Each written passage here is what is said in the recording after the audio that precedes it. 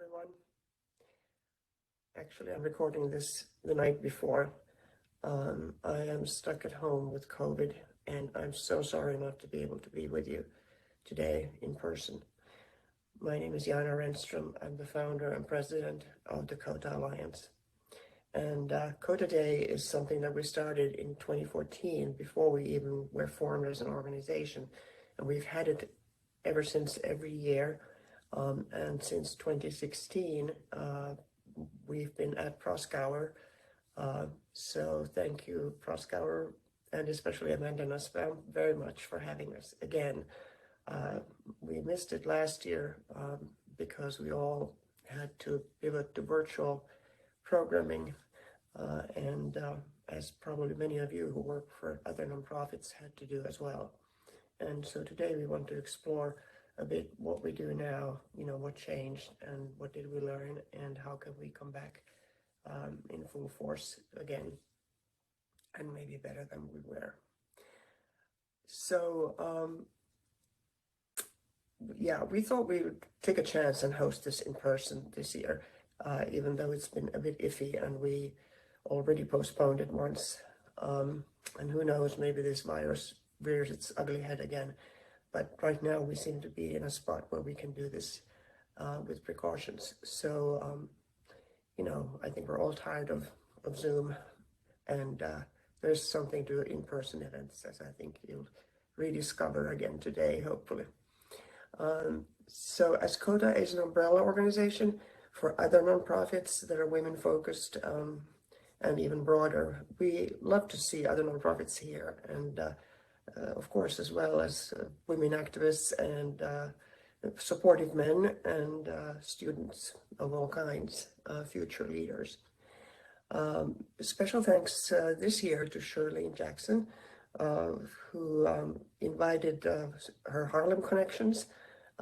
We are excited to have been able to finally realize our long-term and original dream of having a place of our own, and we have acquired a building in Harlem at 43 St. Nicholas Place, and we look forward to hearing from the people in Harlem and Northern Manhattan more generally about what is needed over there. We want to learn your thoughts about how Kota can best contribute to the community through its women, because we all know that when women thrive, children do well and families do better and society as a whole does well.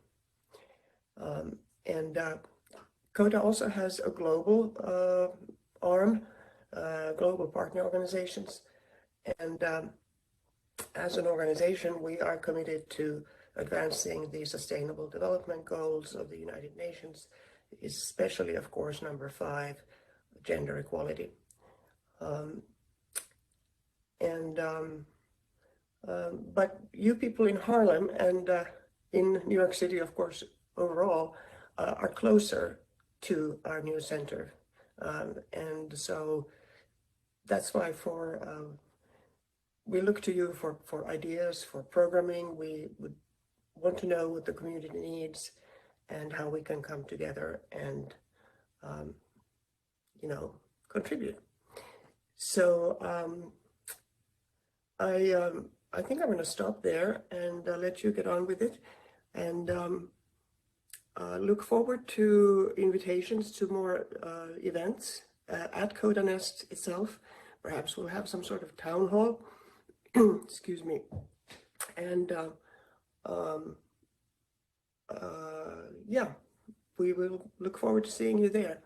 I also just want to thank, first of all, our speakers who are coming up next, Brooke, Tara, and Alex. I have to say I've known Brooke for almost a year now. I'm so bummed at not being able to be there in person and meet her finally. But you will get to learn a lot.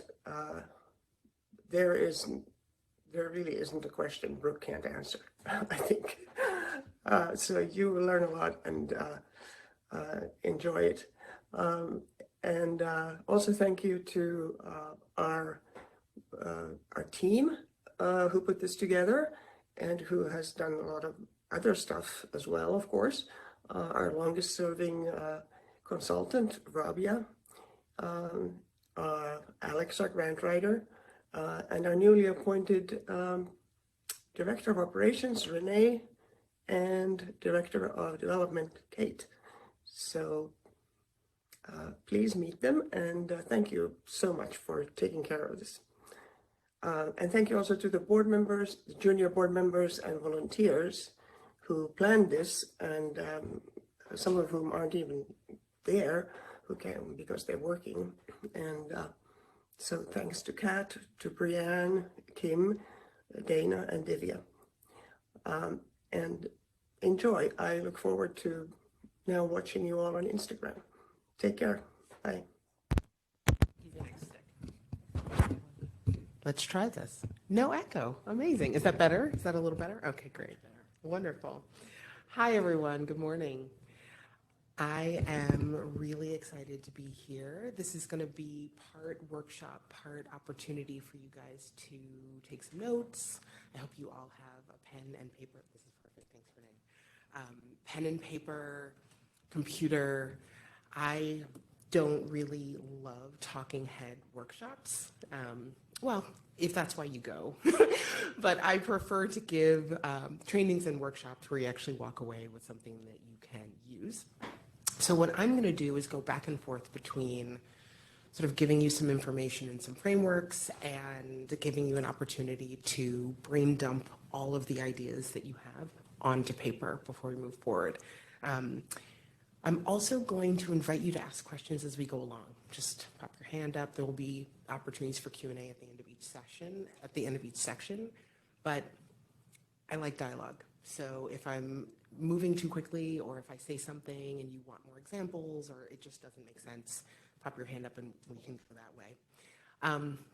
So I'll do just a brief, that was a great bio, thank you so much, Kate, but I'll tell you a little bit about why I'm here, sort of how I came to be here, how I came to know Jana. Nonprofits are in my blood. I've been doing nonprofit work since 1995, so I think that's 28 years. I like to say I became a lawyer so I wouldn't have to do math. Although my son, who loves math, says, "Mommy, you shouldn't say that." I'm like, "You're right, that's a terrible thing."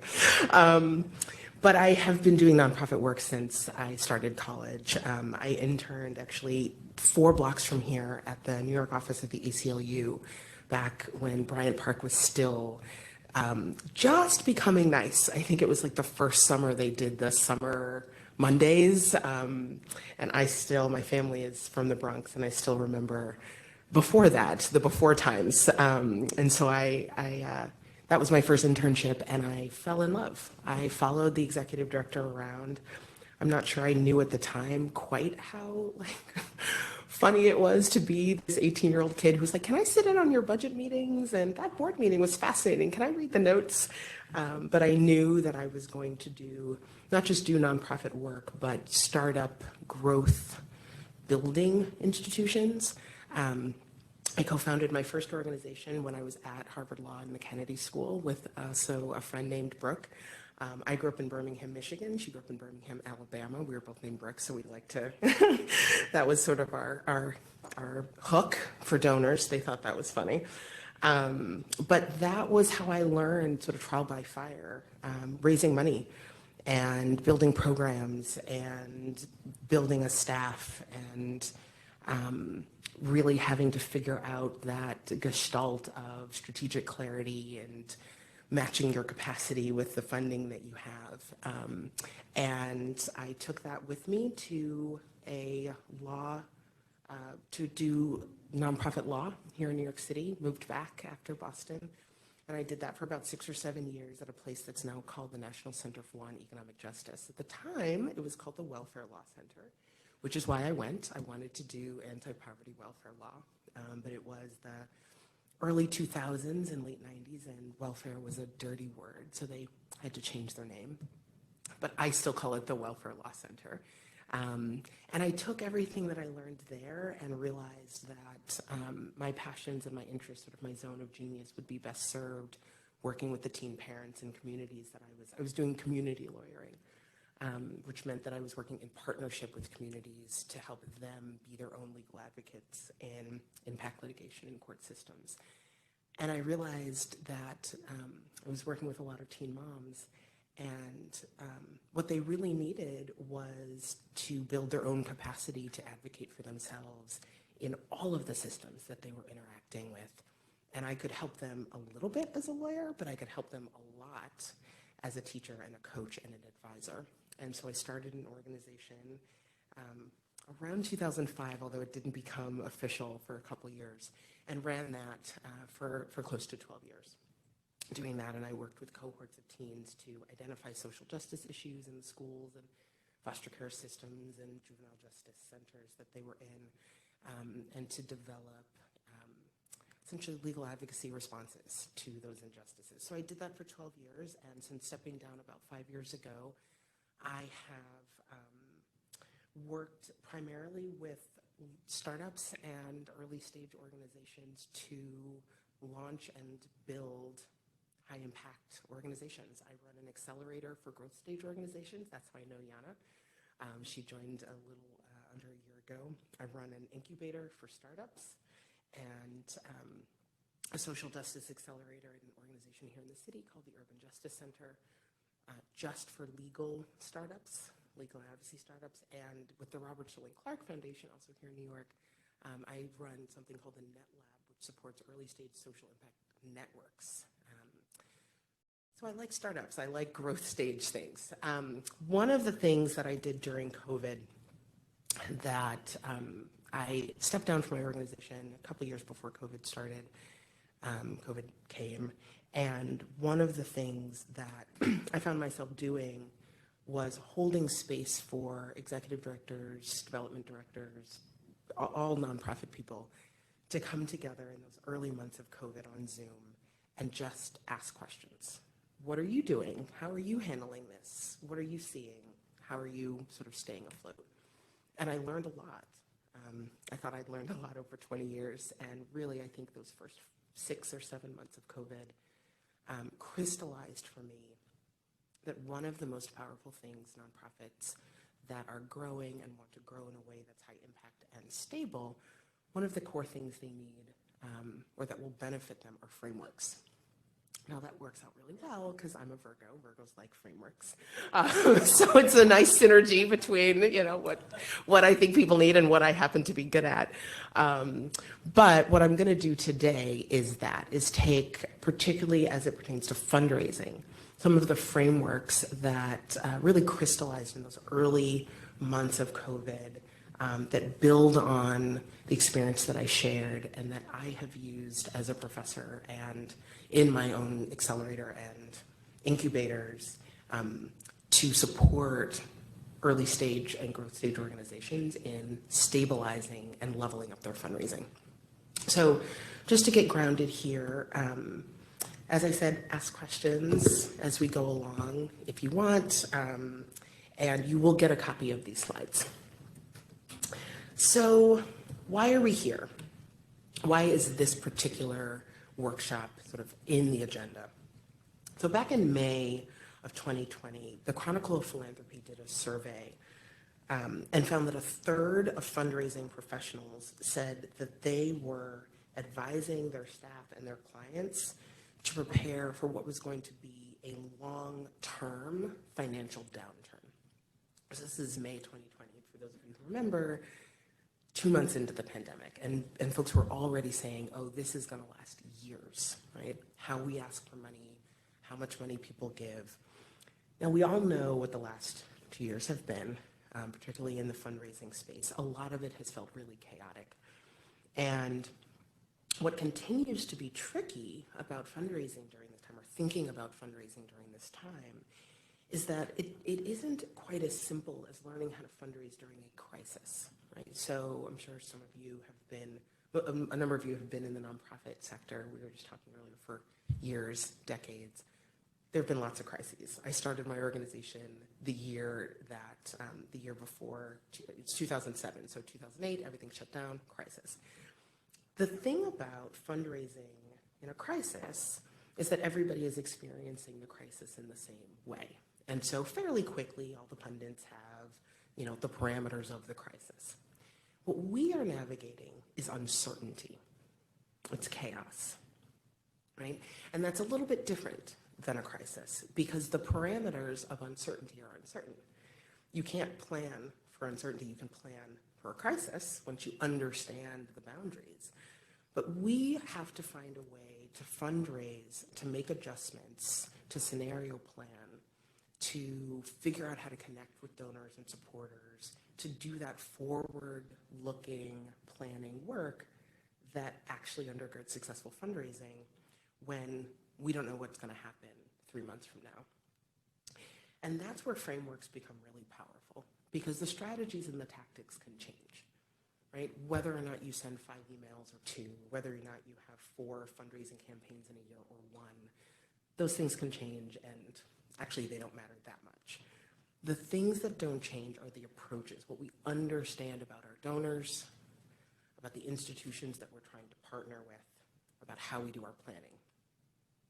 So I want to give 3 frameworks today for you to walk away with. The first is about donors, and I'm going to walk through 6 core rules of donor psychology that never change, pandemic or no pandemic, that you can integrate as you're thinking about how do we reconnect with donors we may have lost, how do we figure out how to connect with a new type of donor perhaps that has started to come into our space over the last few years, and what are the fundamentals that we don't want to lose sight of even as we navigate the uncertainty. The second is affinity versus attachment fundraising as a way to understand how you do your fundraising. And I'm going to talk about why it's so critical for stable funding growth to be rooted in affinity-based fundraising and how we want to push ourselves to move away from or beyond attachment-based fundraising, and I'll talk about what those are. And then finally, streamlined fundraising planning. One of the things, I'm actually really happy that this is a change. Most organizations that I have ever worked with, they have an annual budget and they have an annual fundraising plan. Now I mentioned I'm a Virgo, I'm a big fan of plans. What I think can actually be not always in an organization's best interest is an annual fundraising plan. I think what you need is a set of strategies that look ahead over the year. But the problem that a lot of organizations have is they set up a plan, and then that's the plan. They set it up in January, and in August, the plan hasn't changed. But the world has changed, and our donors have changed, and our funding has changed, and our capacity has changed. So I think that the best way to approach fundraising planning is to set up a set of systems and structures that allow you to look down the path 6 months, 12 months, and then also set you up to adjust as you move forward. So I'm going to talk about a model of donor funnel building that allows you to do that. Any questions about any of these before we dive in? Awesome. Okay, great. So let's get started. So the rules of donor psychology. I did a fundraising summit a few years ago, maybe 2019, and one of the women that joined me was this woman, Claire Axelrod. She's amazing. She's a veteran fundraiser. She has a great website, Clarification, except it's spelled C-L-A-I-R-ification, in case you want to check it out. But she and I had a great conversation at that time about donor psychology, and it was my introduction to these sort of 6 principles. And once we had that conversation, my sort of interest was really sparked, and I did a deep dive and wrote a paper about it and got really, really excited. When I first got to college, I thought I was going to be a psychology major, so I think maybe this tapped into that. Turns out every college freshman thinks they're going to be a psychology major, and most of them are not. But this was this was sort of full circle. So I'm going to walk through these. These are basic rules of donor engagement. They are universal realities. They do not change. They actually also apply to just people, to relationships, to teams. I'm talking about them here, and I'll give examples in the fundraising context. But for those of you who are building boards, who are building strategic partnerships, these are really about triggers for individual engagement, moving people to action. So there are 6: consistency and commitment, anchoring, loss aversion, authority, reciprocity, and social proof. I'm going to walk through them one at a time. So consistency and commitment are about identity and habit. People are deeply oriented around habit and around identity. They want to remain consistent with who they believe themselves to be, with who they have been in the past. What that means for fundraising is that if they've said yes to you once in the past, they are more likely to do so again. Right? So you see this play itself out in donor metrics. It's less expensive to retain a donor than it is to get a new donor. And the reason is because people want to act with consistency. They want to demonstrate internal consistency. If someone liked you before, if you did the work to get someone to raise their hand and say, yep, I'm aligned with your mission, I like your model, and this obviously doesn't apply to all donors. Sometimes donors give for different reasons. And I'll talk about this in affinity-based fundraising. But if they've identified something that connects them to your mission, and they raise their hand and say, yes, I'm part of your tribe, I see your vision, I believe in it too, then getting them to give again is really as simple as reminding them that they're on your team, reminding them that that is part of their identity. And so as you think about the kind of language that you use, the way that you message, little things that signal, hey, remember, part of your identity is our mission. Part of your identity is the work that we do. This can be as simple as something like an anniversary note, right? Hey, can you believe it's been 3 years since you joined our community? That is a very simple, sort of tacit reminder you've given before, right? One of the things that I work on with a lot of the organizations in my accelerator is lapsed donor campaigns, going back to people who have given before, and they are tremendously successful because sometimes just saying to someone, remember you're part of our community, remember why you gave the first time. A special tug on that identity, particularly as we are coming out of COVID, and donors that gave before COVID, reminding them, hey, this thing that you cared about, this part of who you are, is still there. As we get back to normal, as we get back to who we remember ourselves being, bring us with you, right? And being explicit about that can be very, very powerful. Another way to tap into consistency and commitment is to ask for pledges in writing. So when you have pledges, and this is true for individual donors as well as institutional donors, one of the best pieces of advice that I ever got was when someone makes a pledge, shoot them an email and get them to email you back the pledge in writing. Now, it's not sort of a legal commitment. It doesn't mean that you can remind them, hey, you wrote this down. What it does, and for those of you, I'm also a student of visioning, manifestation, right? There's power in writing things down, right? So that works with fundraising too. When you go on those funding meetings, we learn to follow up. Part of why we do that, to get that person to respond, yes, I remember our conversation, yes, thank you, I am excited to give, is that even that simple writing it down shifts it from being something esoteric in their mind to actual commitment, and they want to be consistent. So consistency and commitment is a really powerful one, and actually I think of all 6, this identity piece, this sort of who I am is somebody that gives to youth organizations or that supports organizations, that help stray animals. That who I am is really powerful. So the second one is anchoring. The human brain compares options, right? It compares subsequent options with the ones that came before, and it compares one option to another option. We're constantly comparing. It's one of the reasons that you see price anchoring when you do shopping, right? Amazon has taken to doing this thing. It's clearly a racket, but it's effective.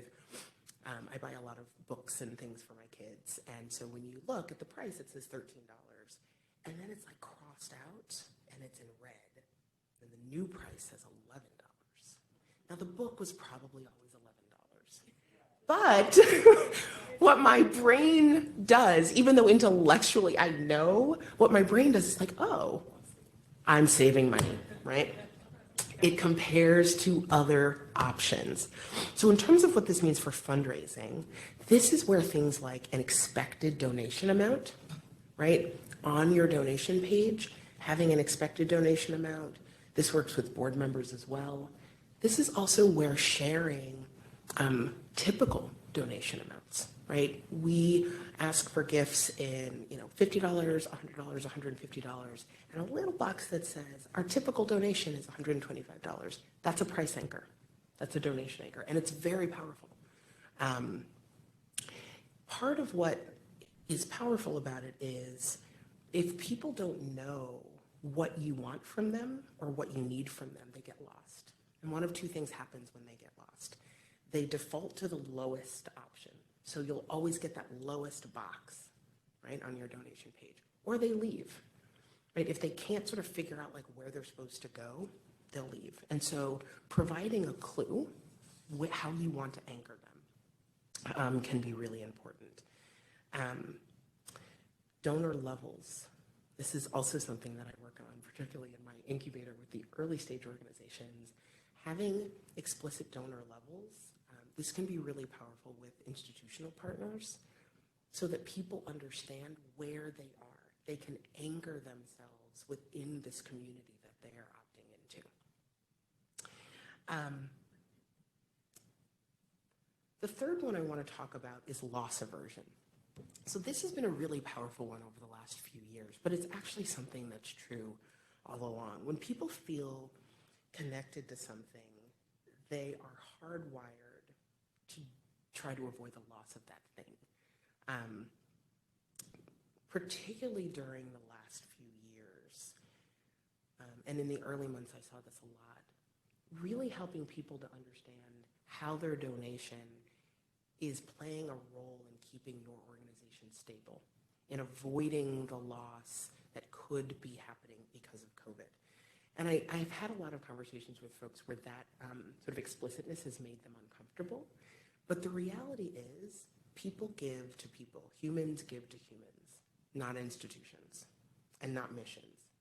And so things like, we are so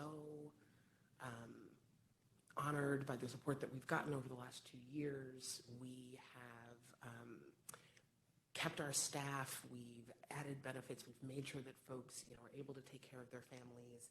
And in order to maintain that level of support now that we're heading out of COVID, donations from supporters like you will allow us to do blank.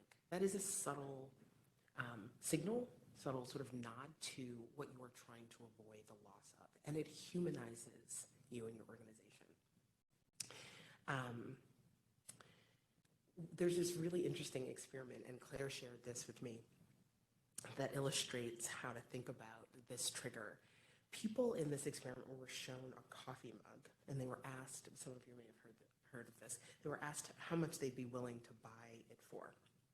Then they were given the coffee mug, and they were asked how much they would be willing to sell it for. And once they had the coffee mug in hand, the price went up. It was way more valuable because they didn't want to lose it. Same coffee mug, same experiment, same time frame. But they place much more value on something that they have. So this is also a particularly important trigger to remember for your donors that are current donors, right? As you're nearing the year, if you haven't, a lot of donors give, annually. As you're nearing the year, as you're coming up on an event, it's always really good to track how your donors give. So if they give in advance, they like to give at events. That's the way that they prefer to support you. Reach out, and that's a really good time to say, hey, not getting this gift could mean this. Right? You have this. You've been supporting us. We are your mug. How much is that mug worth to you? So authority is an interesting one, and this is really just about your own expertise. This is stepping into your own expertise as an organization.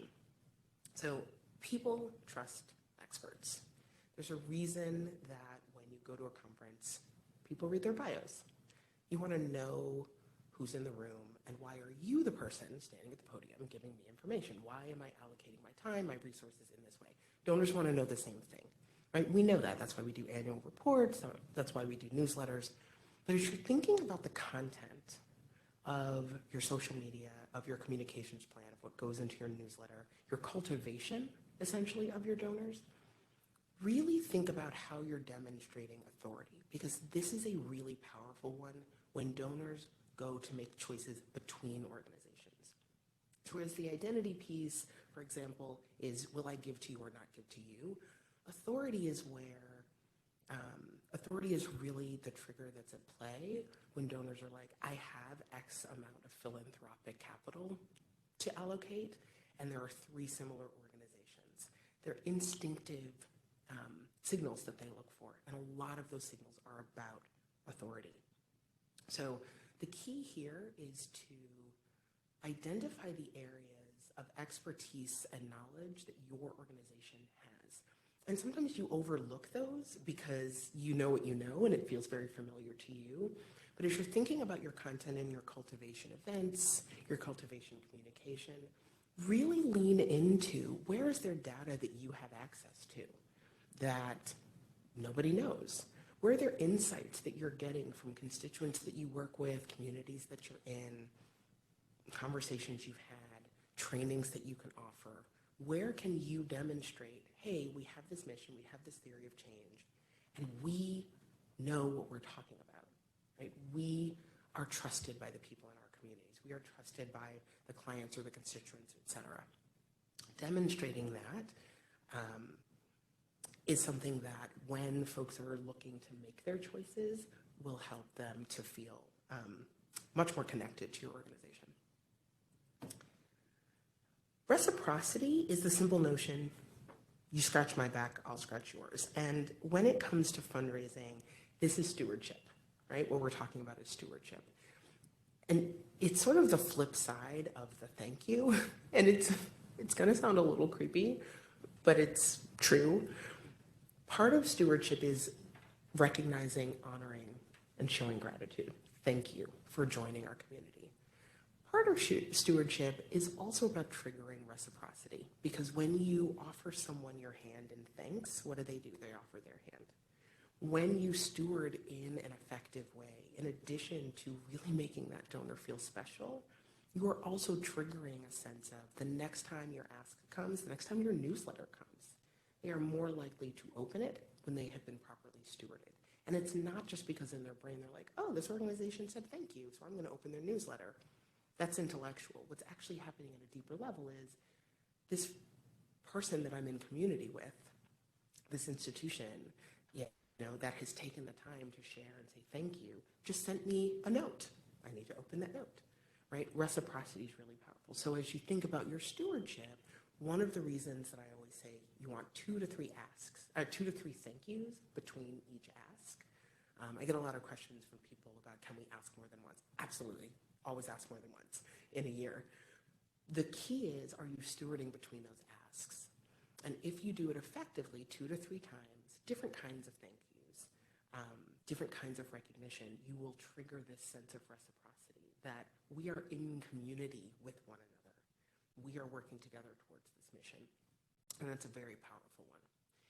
And then social proof. So we all probably remember the Fire Festival. Do you guys remember the Fire Festival years ago? Yeah, I was obsessed with it for lots of reasons. It's like a fascinating social experiment. One of the things that is really important to remember, and particularly for any of you who's my age, I'm in my 40s. There was no Twitter when I started doing nonprofit work. Social proof matters. Social proof matters, right? So I mentioned the Fire Festival because the whole reason that happened was a lot of 25-year-olds who think that, Instagram is real. I am not saying that that's how you want to structure your social media or any of your communications, but those 25-year-olds aren't that different from any of our donors, right? The first thing we do when we are looking to enter a new relationship, to up our gift, right, to enter a community is we look for people we know. We look for something that says, this is safe. I know there's no risk here. I know what I'm going to get in response. And social proof is about that, right? So having your current donors and supporters talk about you in their newsletters, having your partners mention you in their communications with their communities, having the people that your donors know, like, and trust say, hey, we know, like, and trust this organization. That's all social proof. I mentioned, social media and Twitter because there are really strategic and important and powerful ways to use social media to lighten the load of having to do some of all of this. But social proof is one of the easiest ways to use social media. And I guarantee you that particularly for new donors, and for those of you who do campaigns where you bring in new donors and then want to make sure that some of them become repeat donors, social proof can mean the difference, particularly for younger donors, so say under 35, can mean the difference between that second gift and not. Are their peers also making a second gift, right? How are their peers supporting? So those are the six rules of sort of people that you want to center in your fundraising. So that as you're thinking about whatever your strategies are, as we head out of COVID, whatever tactics you decide to use, if you go back to and literally say, which of these donor triggers, which of these sort of rules of psychology can I lean into here, you will make any strategy or any tactic more effective. Any questions about these or sort of things that don't? Yeah.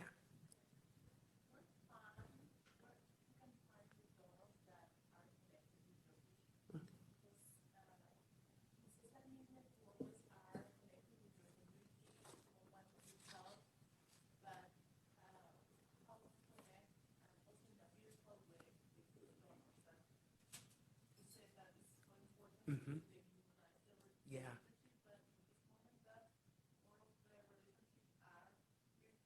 Yeah. Yeah. That's a great question. So I'm going to talk in the third framework about what I call top of funnel strategies, how to get in front of those people who are your people, where to find them, how to connect with them, how to cultivate them, particularly now when not everything can be in person. But generally speaking, have you guys ever done like a donor profile activity? Yeah. So I'm glad you're nodding. I get a lot of resistance about donor profile activities. People think it's sort of a nice to have or it's boring. But the answer to your question is to have a very clear donor profile, to know exactly who your ideal donor or donors are. And I don't mean donor segments. I mean the archetypes of who your donors are. Because the clearer you are about who you're trying to talk to, and I'm sure I don't have to say to anybody in this room, everyone is not your target, right? The clearer you are, the easier you can answer questions like, what publications do they read? What podcasts do they listen to? What conferences do they go to? What influencers do they follow on Instagram? Where are they congregating? What do they like? Now, once you answer those questions about a very specific archetype of person, then you go to those places, you go to those watering holes, right? You speak at those conferences, you do a joint webinar with, a leader that your donor archetype would really love. They'll come see the webinar, and then you get to stand in front of them and say, hey, look at the work we do. So if you know who your donor is and you know where to find them, you go to those places. And what happens when you build that flywheel, sort of top of funnel strategies, getting in front of the right donor, you start to attract them. You're not having to go out and feel like you're constantly finding them. You're showing up in, if you are looking for soccer players and you go to a soccer field, you don't have to go around and find soccer players. They're going to come to you. You're like, hey, all of you are soccer players. Guess what I offer? Soccer balls. And you'll start to attract them. So that's the high-level answer, and I'm going to get a little bit more into that later. Was that helpful? Awesome. Other questions about any of these rules of psychology? Okay. So the second framework I want to talk about is affinity-based fundraising, and these all sort of relate to and build on one another. So there are three sort of categories of fundraising to think about when you are thinking about your donors and how to reach them. One is affinity, and this is what is the donor's connection to your mission? The people that have an affinity for your mission just care deeply about what you do. They get it, right? These are like my people or your people. The most effective fundraising engages and activates people with deep affinity, right? That's always where you want to start, and I'll come back to that. Attachment is, what is this donor's attachment to me, to someone in my ecosystem, to someone in my network, or to my organization? Now, most of us, when we do fundraising, we start here. We start with attachment. Right? Who do I know? Who do you know? Who does my board know? And how do we get them to give? Right? We go right to, from attachment to ability. How much can they give? Are they wealthy? Who else did they give to? Right? I cannot tell you how many conversations with executive directors that are hurt and angry that they have friends, people in their network that they know have resources. They have seen them give those resources to other organizations, and yet we get a check for $50. I know you can give $5,000. I was just at the gala. I saw you raise your paddle. Why did we get $50, right? This happens all the time.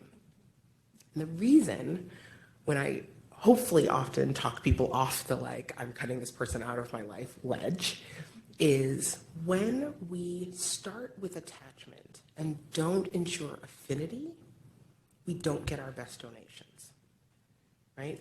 The ideal relationship between these three categories is there is deep affinity, they are attached, they know about you and your work, and they are able to give, right? It's a Venn diagram. Most of the fundraising training I have ever gotten, most of the fundraising conversations I have on the boards that I'm on, is rooted in attachment. Who do we know and how do we get them to give? I'm going to suggest that you actually want to start with affinity. And this goes to your question, sort of how do you bring these new donors in? So I'm going to talk through each of these and sort of why you want to start with affinity. So first, affinity is the people who, if they knew about your work, would raise their hand and say, I love what you're doing. I get it. You are doing this thing that I care about, right? Now, not everyone has an affinity for your mission, and that's okay. That's what we mean when we say not everyone, you're not fundraising for everyone, right? I have only ever given once to an organization that supports animals. I don't hate animals. That's not my thing, right? I'm a kid person. I give to organizations that support kids and marriage equality. Those are my two issues. They always have been. I have a lot of friends who work for nonprofits that do work with animals, and I absolutely send them checks, but they're not going to get my best checks because the reason they're getting is that I'm attached to them, they know me, but that's not where my affinity is. That's not what I wake up thinking about and want to help be part of. So when you're thinking about your donors, start with who are the people who, aside from what they do in their day job, what the change they want to see in the world is about the thing we're doing. And then when you introduce yourself to them, when you build an attachment, when you find a way for them to learn about you, to understand what you do, to trust that you're good at what you do, when you build that attachment, you already know this is somebody where we are mission aligned, right?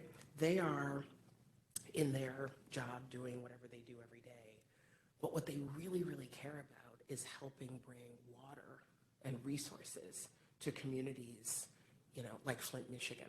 Now, they can't do that in their day job, but like they read newspaper articles about it, they follow this on CNN, they want to figure out how can I do something there? And you're like, guess what we do? That's what we do, advocacy in support of communities that have been harmed by their government, just like Flint, Michigan. Now that you know about us, now that we have an attachment, let's talk about how much you are able to invest, right? So we know that we're mission aligned. We have introduced ourselves to you. Imagine you meet this person at a dinner party and they're like, this is my passion project. You're like, guess what I'm an ED of, an organization that does this. You invite them to coffee and you have a conversation about ability. That's a strong donor. That's a person that will give more, that will bring their other friends who care about this. Yeah. I'm a very social person. I don't know how to turn my brain off. I'm always working. When is there a time when you shouldn't be fundraising? Never. Right. Okay. I just want to make sure I wasn't crazy because there's times where I'm like, I'm out to dinner, I'm getting my nails done, I'm like, Always. Always be fundraising. And here's why. Because fundraising isn't just asking, right? It's relationship building. 97%, when you guys have seen like that fundraising cycle, right? There's identification, which is like 2%. The ask is 1 or 2% of the time that you spend investing in a relationship. The other 97% is relationships, right? And most of us, how many board meetings have we sat in where we're like, who can we ask? How much should we ask them for? We spend so much time on the ask. The ask is easy if you have affinity and attachment, right? If you've met somebody at a party, and what does your organization do? So I actually do two things. I'm a consultant who helps nonprofits. Amazing. And then I'm the founder of Lean in Harlem. So we're bringing it this summer to Harlem and we're going to start. Yeah. And what does Lean in Harlem do?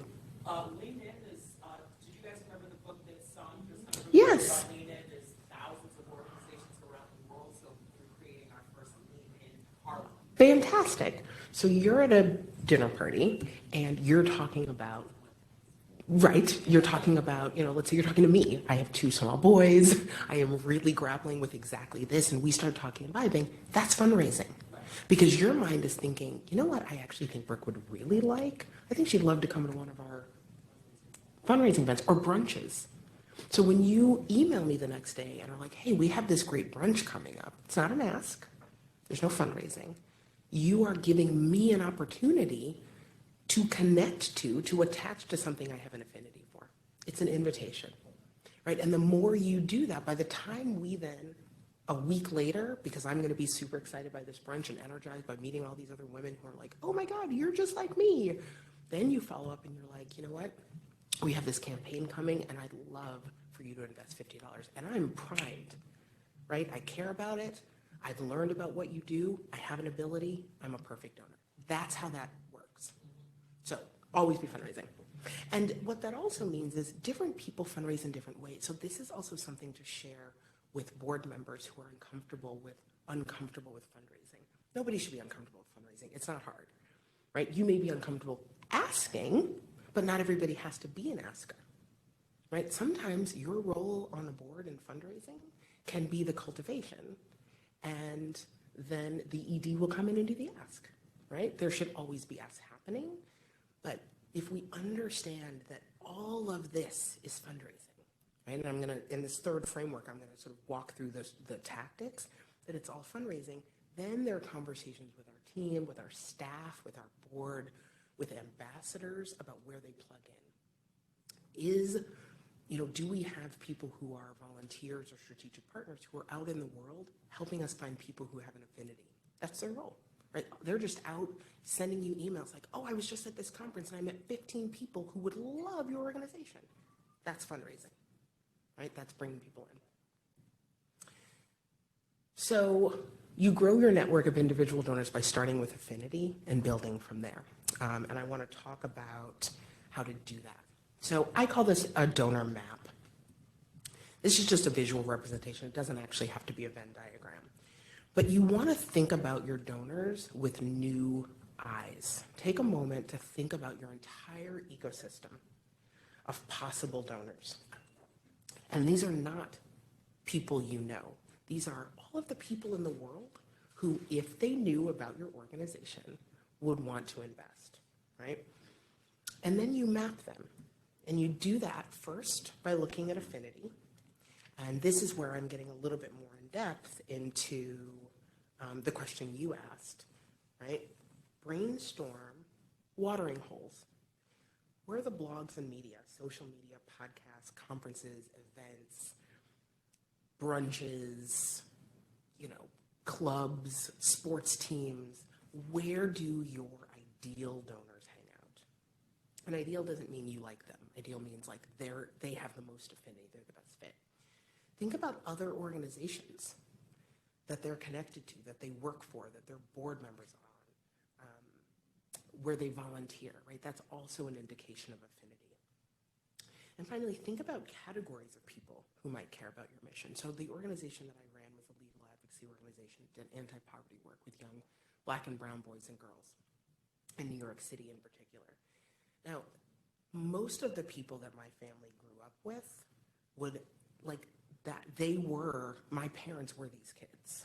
So when I was thinking about what's the archetype of people that would want to invest, I immediately thought about my family, and I thought about people like my dad, and I thought about people like my aunts, and I was like, okay, what are the things they have in common? Oh, they grew up in the Bronx, they grew up in New York, so there's a deep community orientation, right? I sort of mapped out who are these people. That's how you find people that have affinity, and you create lists, right, of all of these places.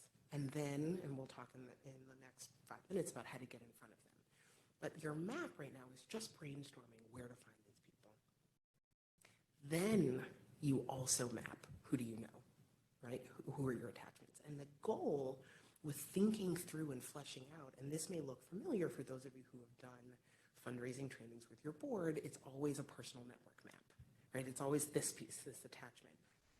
Good. It's absolutely important to do this. Who do you know? Who's in your professional network? All of this. The key is to overlay them, right? The key is to figure out how the people, the groups of people that you identify that have an affinity, how do you build an attachment, right? How do you get them to know about your organization? And for those people that already have an attachment, how do you ascertain their affinity, right? Of the people in your network, who are the people that would naturally love your mission? We don't ask that question. We assume that the giving, the ability piece, is based on attachment. It is not.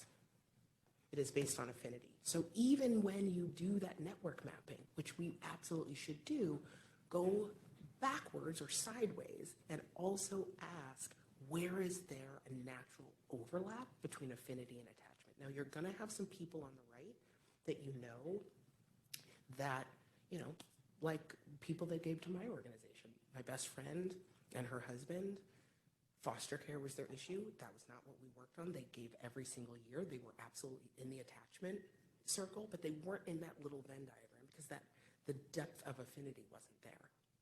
And then I had a number of people that I went to law school with. They knew me from law school, and youth advocacy was their thing, right? So you're going to have people who give in the attachment, and that's fine. But that middle area, if you know who those people are, that's where you lean in. That's where you upgrade them, turn them into ambassadors, get them out in the world, bringing their friends in. Yeah. Is it possible to change someone's affinity? Yes. Okay. I wouldn't say change, deepen. Absolutely, and that's what you want to do. That's what you want to do with all of your donors. So part of stewardship, remember I said there are 3 reasons you steward. There's a thank you, there's reciprocity. The third reason to steward is to continue to deepen their affinity, right? You want them to be more excited, more knowledgeable, feel more connected to your mission and your work a year after giving than they did. You want them to feel like if they're at a party, they could speak really intelligently about what your mission is, not just what your organization is, that issue, because you've been sending them articles and resources. So you're deepening their affinity through stewardship. Absolutely. So any more questions about that? I'm going pretty quickly. Normally I would have you guys do workshops, but we started late and I want to do all of these, and you'll get these slides, and I also have some great worksheets that I'll share so you can implement them. But you can see these are sort of building on one another. This last piece is about this donor funnel and how to organize fundraising planning. So my recommendation is that when you craft your fundraising strategies, that the calendar piece that we normally start with, you absolutely have to have a fundraising calendar. Excuse me. My recommendation is that you actually start with these donor funnels and then calendar, and I'll talk about what I mean. So the foundation of the fundraising plans that I work on with the folks that I advise is what I call a donor funnel. It's essentially the process by which you introduce new people to your organization and move them through the process of knowing about your organization, liking and understanding what you do, and trusting you, right? It's narrowing because not everybody who knows you, right, who's introduced is going to understand. Not everybody who understands is going to care. Not everybody, right? So it's narrowing, and that's okay. But that's the process of cultivation, right? So top of funnel, you bring new people in, these people that have affinity, you help them get to know, understand, like, and trust you, and then you ask them, right? A lot of times we think it's a cycle. I really like the idea of a funnel because it reminds us not everybody we meet is going to be a giver, and that's okay. Okay. So top of funnel, and this goes back to your original question. We're sort of coming full circle about sort of where do you find them, how do you find them? So we've talked about affinity. We've talked about getting in front of them and how that's important to start there. Part of why I really drive home affinity-based fundraising before I get into the funnel is because the effectiveness of this top of funnel work, introducing and acquiring new donors, is rooted in whether you've done the affinity work, right? Whether you have a good donor profile and whether you're focusing on affinity. If you try to get in front of everybody, if you put a billboard up in Times Square that's like, hey, we have this great mission, right? Welcome to Lean in New York. People will see it, they're like, great. They're not gonna know you're talking to them. They're not, right? So essentially, if you do top of funnel work without it being affinity-based, it's like putting a billboard up in Times Square. The people that you actually want to have give to you don't know you're talking to them. Costs a lot of money, takes a lot of time, it's not gonna be a high ROI.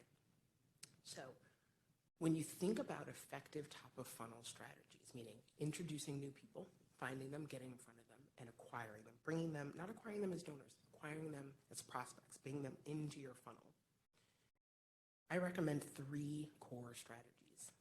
So you have your donor profile, you know donor affinity, stages and pages. So I borrow stages and pages from one of my dear friends. She runs the Laundromat Project.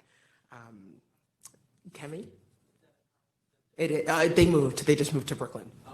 But yes, it is the Laundromat Project. And she has done this tremendously well.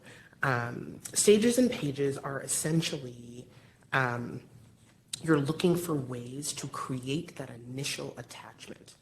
So stages are things like conferences, podcasts, and webinars. They are sometimes physical, but often metaphorical, stages from which you can broadcast your message to a lot of people, right? You are broadcasting from a stage. So, think a conference platform, think a webinar, think a workshop that you run. How can you get in front of and have a lot of the right people, affinity, people with a potential affinity, hear your message?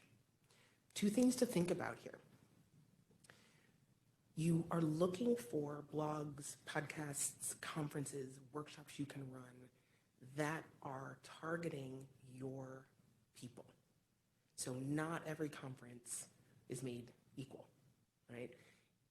You don't need to speak at South by Southwest because it's like the biggest social impact conference if your people aren't going to be there, right? So look for places where the people that have an affinity for your mission are. And then I spent years when I was an executive director sending out emails and letters to try to get to be keynotes, to try to, hey, can I run a workshop at your conference? Can I run a breakout group? Can I be a moderator? Can I be a facilitator?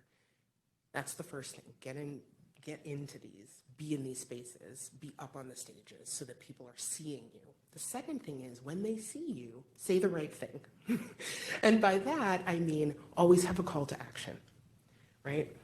Not your traditional elevator pitch, because if you're speaking at someone's conference, they don't necessarily want you to come up and be like, so before I get into my work, but always make sure that when you get the right eyes on you, there is a way for them to know that you are representing something that they would have an affinity for, right? If you've chosen the right space, they want to hear that there is a way to get in touch with you and your organization. So there is some way to let them know about your institution and some call to action.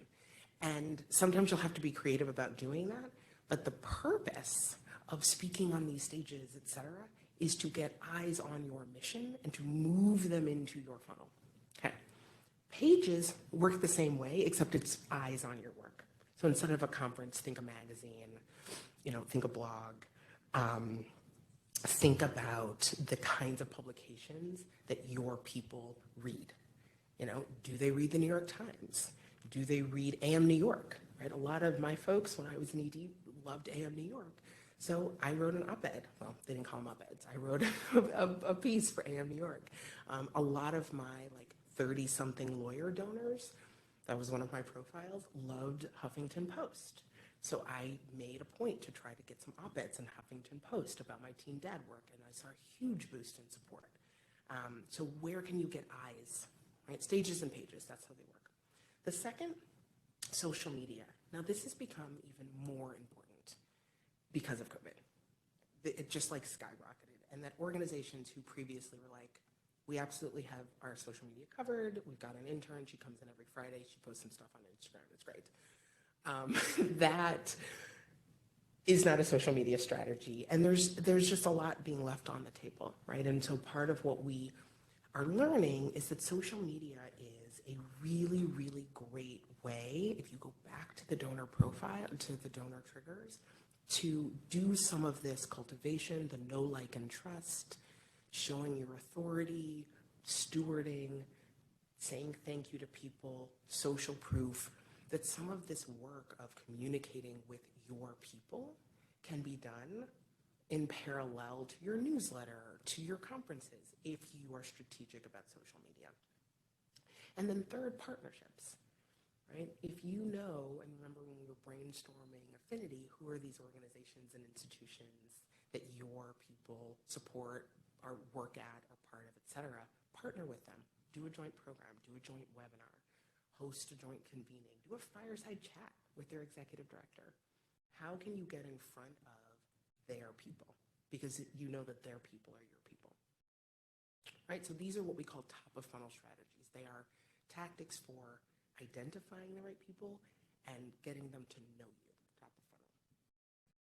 Then you want to deepen the relationship, right? Understand, and trust. And this part of fundraising, COVID didn't change this. Nothing's changed. Donor cultivation has always been about the same, essentially three things. Creating a dialogue, building intimacy, and giving donors or potential donors a sense of transformation.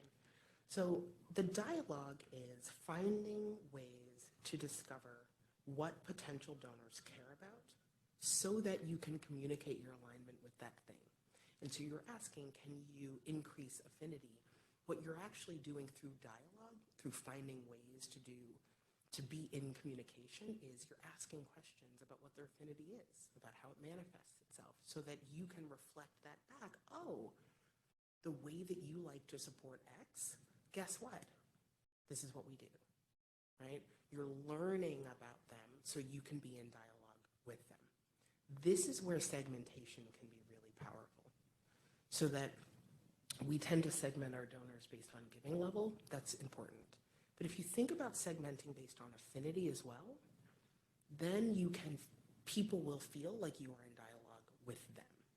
So if you think about, all of the different donor profiles that you have, and you know that you have some prospects for Lean in New York that are mothers of young children versus empty nesters, right? Very different profiles. I am not an empty nester yet, but I think I will feel different about life at that time. And I know from a number of my friends whose kids have gone to college in the last few years that we're both grappling with what does it mean to lean in professionally. But we have different things weighing on us, right? Different. So how you are in dialogue with us as potential donors needs to be different. When you say, I hear you, I understand, I get what your affinity is, you're saying literally different words to me than you would be saying to my friend Lisa. So that dialogue piece is how prospects come to see, oh, they understand me and I understand them. So that's cultivation. So what are the kinds of events, communications that you can engage in that allow you to be in dialogue? The second is intimacy. And this is about behind the scenes. It's inside baseball, right? Donors want to feel like they're part of a community. And at their core, communities have in and they have out, right?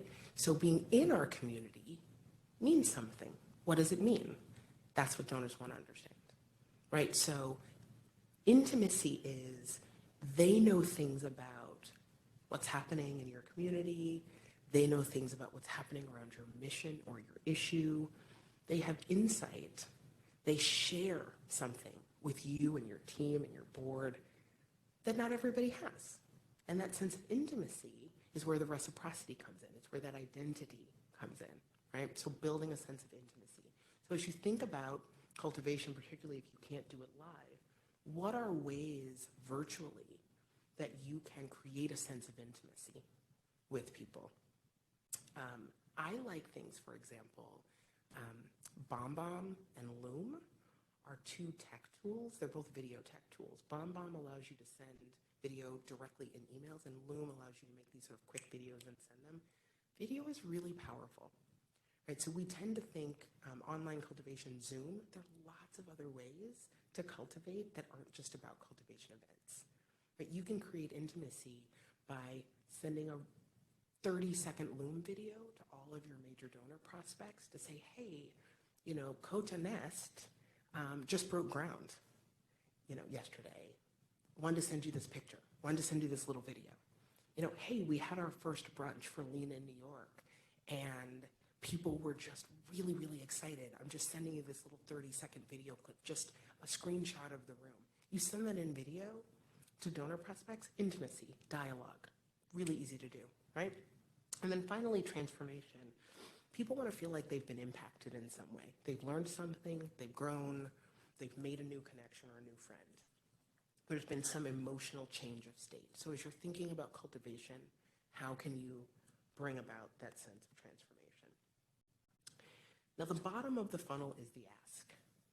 And the only thing I will say here is, if you have thought about these rules of donor psychology, if you grounded your work in identifying people that have a deep affinity and then figuring out how to build a meaningful attachment and cultivated them effectively, the ask is easy. At that point, you know how much to ask them for because you've been in dialogue with them. You know why they're giving because you've been in dialogue with them. They're most likely going to say yes because they feel a sense of connection and intimacy and aligned identity. And we were just talking about this before the presentation. Most of fundraising is cultivation. So that when you find, you know, your board or your staff, they want to rush to the campaign or to the event, that's an ask. Make sure, even if you only do 1 or 2 events a year or 1 or 2 campaigns a year, which I don't recommend, but it is okay if you've spent, one of the organizations in my accelerator does 1 ask a year. They're a 7-year-old organization. They do 1 ask. It makes $350,000. It is towards the end of the year. It's the only thing they do because all they do every 2 to 3 weeks is a cultivation experience. So they're constantly deepening. By the time they ask people are like chomping at the bit, right? So effective top of funnel and middle of funnel sets you up for an effective ask. That's all I have. I hope that was helpful. Thank you, guys. And like I said, I'll make sure that you have the slides, and I have some worksheets just to sort of do some of the donor profile work and the affinity-based brainstorming. Okay. My name is Kat. I'm currently involved with Kota as primarily a manager of the junior board, which works to kind of fill in the gaps and help in wherever is needed with the board and with the organization. And today I have the pleasure of introducing Tara DeWorsop. Tara has spent the last 15 years working with both local and international nonprofits in a variety of different sectors. Today she'll be presenting about digital communication, how to effectively connect and resonate with your audience online. And that's something that a lot of organizations find difficulty in, but is super important in today's day and age. Tara has worked with nonprofits in education, mental health, domestic violence, and families, people impacted by incarceration. She currently works as a senior director of development at Youth Communication and is pursuing her PhD in multi-sector communications at St. John's. So without further ado, here is Tara.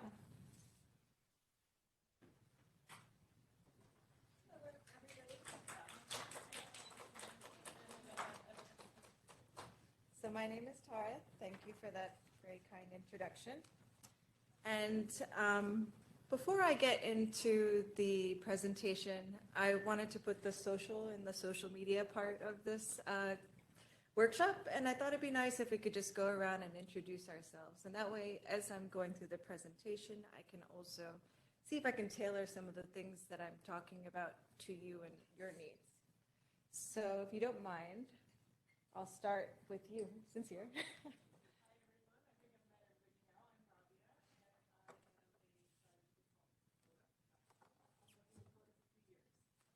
Thank you.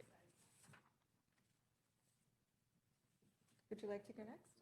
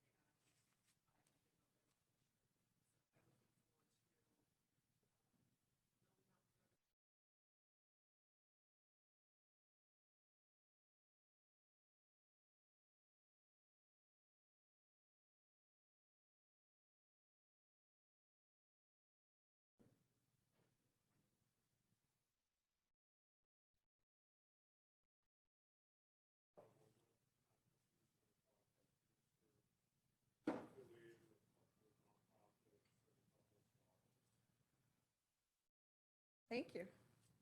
So we have a very diverse group of people here, and I hope that everyone was paying attention and will use the lunchtime to get to know each other as well on a deeper level.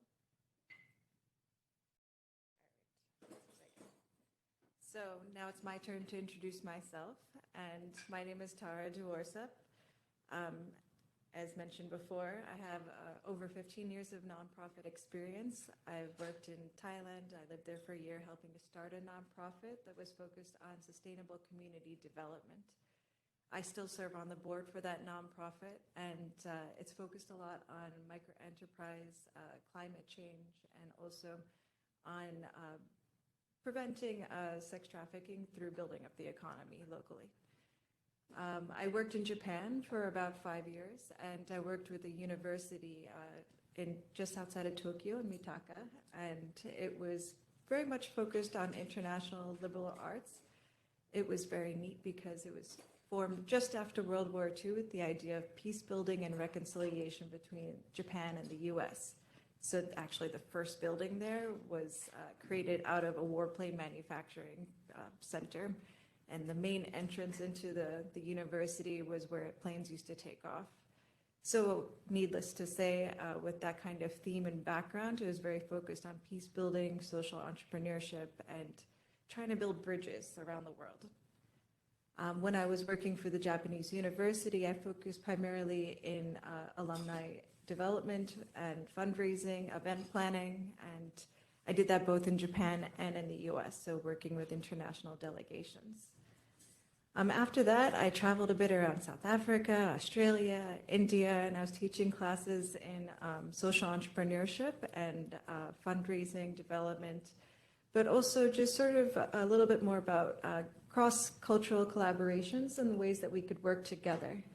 And of course, with social media becoming what it is and the digital tools we have today, I love staying in touch with people around the world. I don't get to travel as much as I used to, but it is something that I'm very connected to still. So if there's ever anything I say today, I hope that you'd like to be connected to in an area, geographic, or in services, or anything else, just let me know, and I'm more than happy to make connections. As Wishi was saying before, I'm a little bit of a Jane of all trades in some ways. I've gone a deeper dive into development and communications over the past 15 years. And my background was actually a BA in cultural anthropology. I love people, and I love learning about people and cultures and why people do what they do. And I decided that after a few years of working in the nonprofit sector that I felt like there's a lot of people that are very well intentioned in the nonprofit sector, especially at my young age when I first started, where I was going around and sort of airdropping into places and saying, hey, I can do things.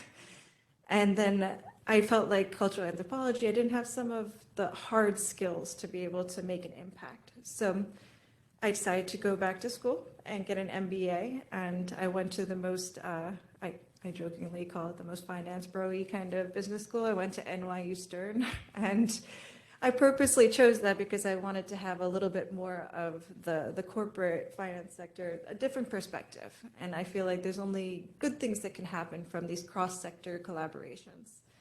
And that's actually how I ended up in this PhD program. So I'm working towards a multi-sector communications PhD right now. And that sounds very fancy, but basically what it is just looking at the nonprofit, for-profit, and government sectors and how they can work together. So communications back in the day might have been focused more on mass communications and traditional forms of media, like journalism, TV. Now we have so many things overlapping. We have presidential tweets. We have all sorts of ways that you can interact, and the sectors are merging together. One of my, I guess, more interesting stories that I learned about recently was about how they're starting to do these basically roving satellites around the world where you can get internet service in countries that have high censorship. So you can basically have somebody like Elon Musk beta test a satellite in this one area in the middle of a desert, and you can have access to the internet without censorship. But when you sign up for that, you're basically signing away some of your rights, and you're saying that you're going to be, if you decide to have a legal lawsuit or anything else, you're following California's rules, and also saying that you approve for Elon Musk to colonize Mars.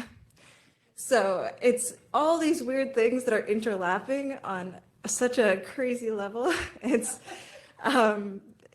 not communications, just communicating and trying to get your message across anymore. You have like policy, you have legal matters, you have so many things. So I'm not going to go into all of that today, but I will just sort of do a communications 101. And I'm hoping that I'll be able to provide you with some tools that you can use. And this is a 101 kind of presentation, but I'm more than happy to go deeper into it if you have any questions about anything in particular. So just to take you to where I am right now, I'm the Senior Director of Development at Youth Communication. I oversee the communications department there as well. It's a nonprofit that works with youth to develop their real stories, and then using those real stories, we create curriculum and professional development for educators in New York City and soon to be national. So that's a little bit about me. So agenda, we already started with the get to know each other. By the end of this presentation and leading into lunch, I'm hoping that everyone will actually exchange some sort of contact information with each other, whether that's through social media or LinkedIn. I hope that each of you will do that with me as well. And one of the things that I've always done is anytime I meet anybody, I don't really use my business cards anymore. I still have them, but I just, I say, let's connect on LinkedIn. So I hope everyone will find me on LinkedIn. So I'm going to go through a basic communications 101. I'll go through some of the platforms. There are so many platforms out there now, and that can be very overwhelming. I am focusing on the ones that I have experience with and the ones that I've also heard are best in practice. So some I've worked with very closely, and some that I've heard are very good for other people's purposes that I feel like I could recommend very strongly, even if I haven't used them as deeply as they have.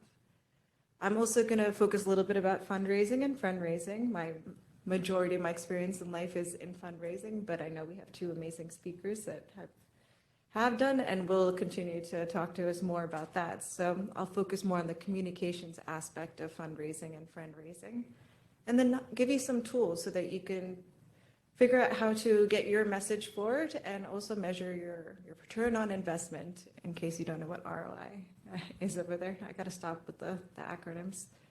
But at the end of this, I hope that you'll have the tools you need to build a strategy and communicate your message forward so you can increase your impact.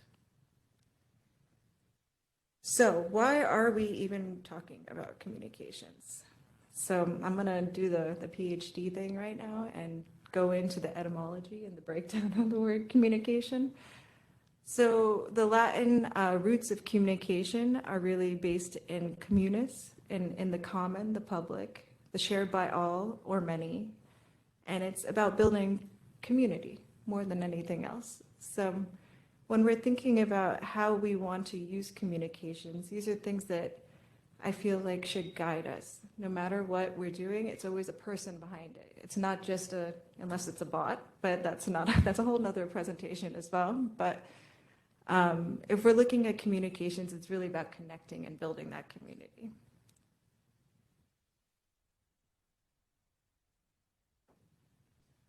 So another interesting part of the purpose of communicating is, I'm sure you know, connection, as I just mentioned, the story. But there's an interesting part of neuroscience that happens when you tell a story. And it's called neurocoupling, and it basically enables the listener to convert the ideas presented into their own ideas and experiences. So if any of you have heard a really cringeworthy story and you're like, oh my God, I can feel it's down your spine. You can feel it viscerally. And I feel like no matter what, being connected personally to your message comes through, whether you're doing it on digital platforms or if you're telling a story in person. And I'm not going to go too much into detail on this, but I want to know, does anyone know of the story of the drowning babies in a river? Okay, I'm just going to tell a quick story.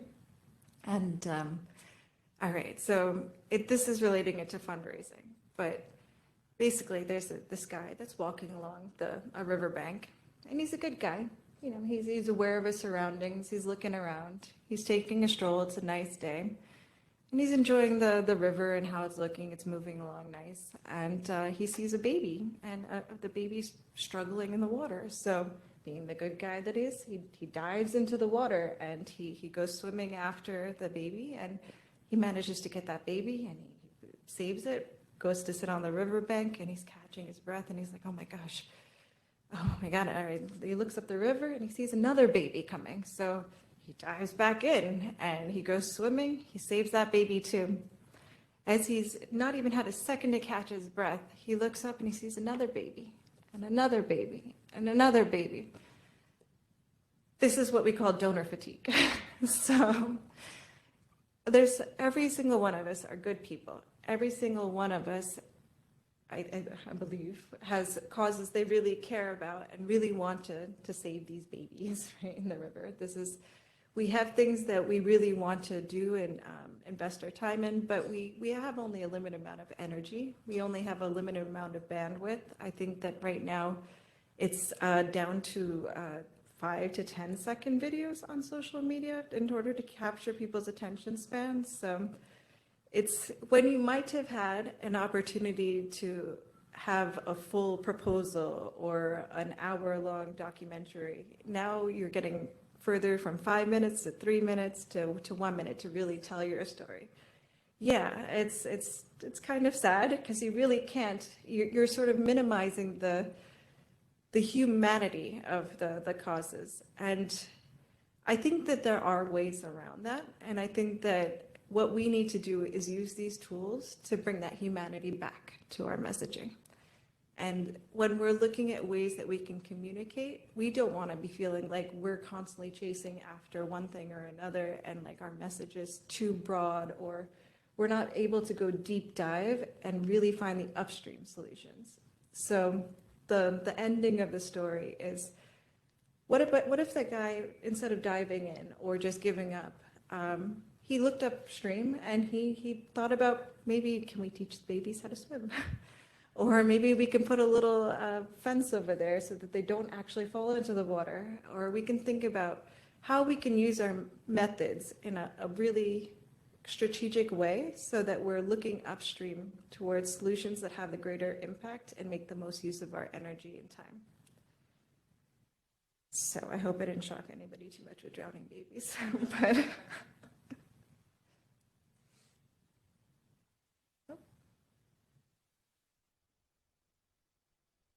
I think there's something here.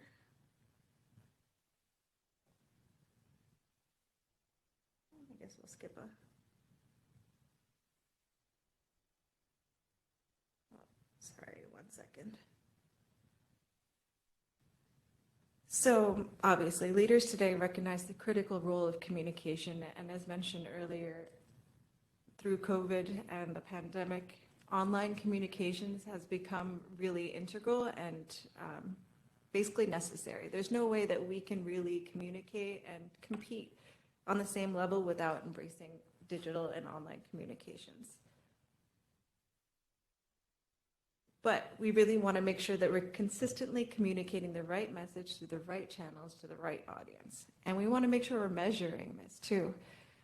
There's quite often a throw the spaghetti against the wall kind of approach to communications. And I'm not saying that you shouldn't try and practice and sort of experiment, but there are some ways that you can use best practices and learn from other people on how to really maximize your impact. And measuring is a key component of that. So why invest in communications? A man who stops advertising to save money is like a man who stops a clock to save time. I saw that and it painted a picture. It's quite often in our nonprofit budgets or anything else, we're kind of arguing the case for investing in communications. And we heard also earlier, you had the intern on a Friday and that they have like 5 hours, or it's worth investing, because once you invest in that message, you're able to see the return on investments immediately. Yes? You literally just said exactly what I was going to ask, but if you're able to dive deeper, how do we explain that? Because as a consultant, I'm always like, you need to hire a communications person who handle your social media every day. Yeah. You need to be posting 3 times a day. You need to be creating social media post scheduling of graduates who went through your program. And Yes. it does not connect. So how do we get them to say, spend an extra $15,000 Mm-hmm. in your annual budget? I know it's not a lot of money, but that can dedicate someone, Yeah. more than just a Friday. Yeah. How do we get them to Analytics, understand that? data. So I think across the nonprofit sector, we've seen a very positive change in embracing data. I think that funders and grant makers on a whole want to see measurement tools, even if they're qualitative and not necessarily fully quantitative. They want to see the return on their investment, and we should expect the same within our organizations. So I'll provide some tools, but on average, they say about 10 to 20% of your budget should probably be going towards marketing communications as a minimum. The direct return on investment when it comes to marketing is beyond the likes and the follows and even the donations that directly come in, but it's also the word of mouth. And then when you're getting that word of mouth, you're bringing other people to you. It's that added PR piece that is a little bit harder to quantify on a day-to-day event or posting type schedule, but you will see within a year, 2 years, if you invest X amount, you will see that a corresponding amount returned back to you. There is a sort of tipping point of how much you need to invest in terms of seeing a return on your investment, because if you're going to spend $5 on a Facebook ad, like once every 3 months, you probably are not going to see any return. It has to be consistent. It has to have a certain amount of real investment and money, and also making sure that you're spending the time on it and communicating. And it can be done in a fun way. So I'm all about bringing the fun and the people aspect into it. Yes. Is there a place that we could look up some data to share with our clients? That, for example, look what Goodwill Industries did with their Yeah. social media marketing. They were able to have a 20% uptick in Yeah. Is there a place to find that type of data? I can send a one-pager that I've created on this afterwards. But also if you wanted to look at like HubSpot Classy nonprofit marketing guides, they just produced a 2022 report that has some really good data in there, and you could just say like, this is a 30-page report, but there's some really great stats that you could just pull from there.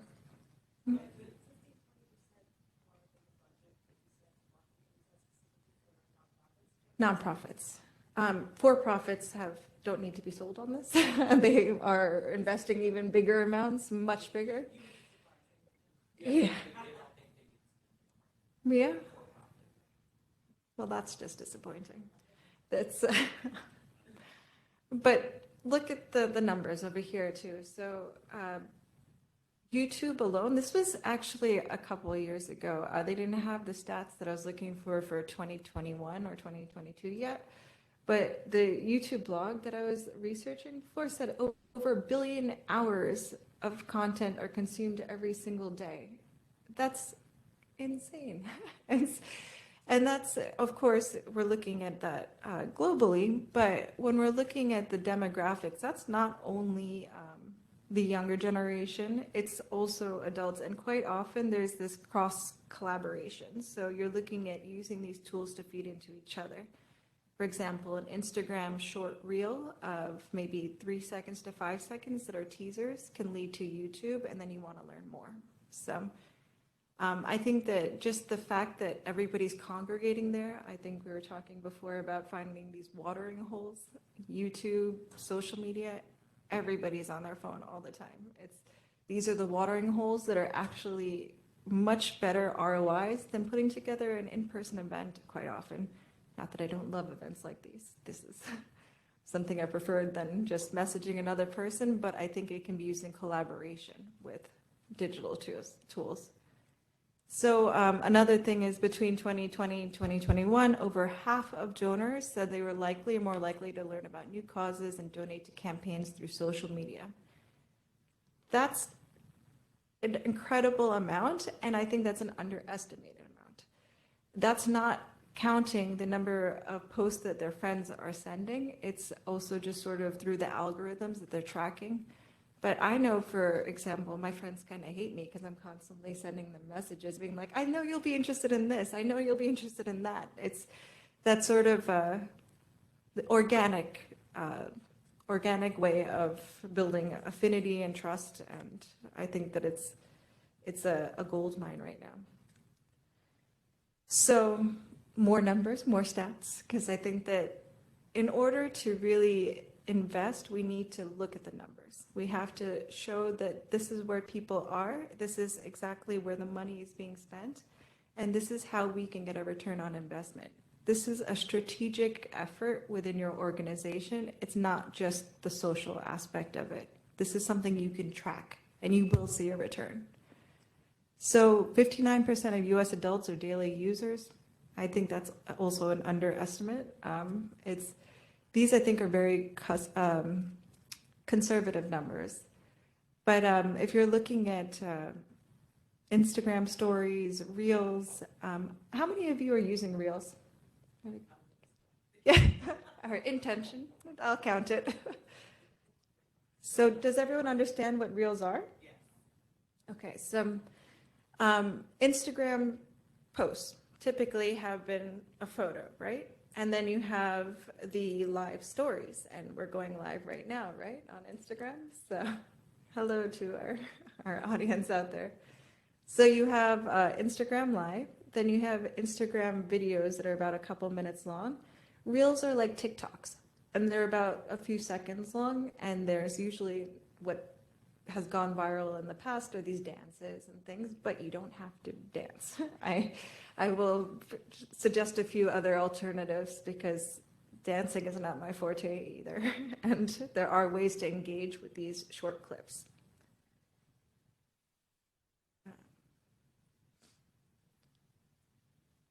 So 9% of online giving growth year after year. So that's a really incredible increase every year. On average, I believe the stock market is about like 4% growth if you're investing in the S&P 500. And if you're looking at online giving growth at being 9%, that's way outperforming. It's almost double what the stock market is in terms of growth. And 42% 3-year increase in online giving. That's looking at year after year. Once people are starting to give online, they're just giving more and more online. It's sometimes a little bit of converting the trust factor into feeling comfortable, but the tools that are available are getting increasingly more accessible to all different audiences and age ranges. So 12% of total fundraising is from online sources. I see that number drastically increasing in the next year or 2 years. I think these also are very conservative numbers. Blackbaud is another one. So these are where I got the numbers. Blackbaud, Classy, the nonprofit marketing trending report. I'll send a list of some of these resources, but I do think that within New York City in particular, if your audience and constituency is here, it's much higher. They were looking at mailed giving and its return on investment rates across the country during the pandemic. And one, people moved away from their typical addresses, so it didn't reach people as often. Two, in general, the maybe older generation that might have been a little bit more rooted and receiving those mailings, they did have a good, solid giving level that increased around certain emergencies. But New York, on average, has been mostly away from anything mailed. It doesn't really connect with donors as much as online marketing and fundraising appeals to. Yes? The data that you're going to share with us is going to be broken down by like demographic, like 25 to 35, Yes. So communications can help you achieve your goals if they're deployed, your strategy is deployed strategically. So what do you want to do? You want to accelerate your impact. You want to innovate. You want to motivate. You want to inspire. What do you want to do? You want to bring in more financing. You want to make more partnerships. Do you want to retain talent? Do you want to hire people through online? My organization alone has been posting all of our new open positions, if you're ever interested, we're hiring for marketing and communications as well. But it's a great way through Instagram, Facebook, not just LinkedIn, to share with your community and get anything basically that you're looking to increase for your organization. It's a resource hotspot. So thinking about who is your audience and how do you want to communicate with them? So can you tell me a little bit more about who you're communicating with? Who's your audience?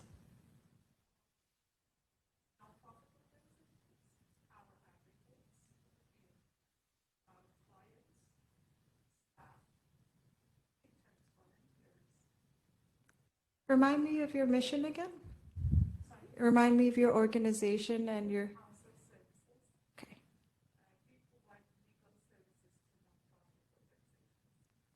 Okay, so good services, right? Good counsel services, providing legal services to nonprofits. Okay, so I would imagine that your content that you'd want to be advertising is more educational. And I think that that would be good marketing for you to make sure that people understand the value that you'd be able to add with a more detailed kind of consultancy. But if you were to look into ways to connect with your audience, educational content is probably the way to get the hook in. Yeah. Yeah. Mm-hmm. Knowing your niche.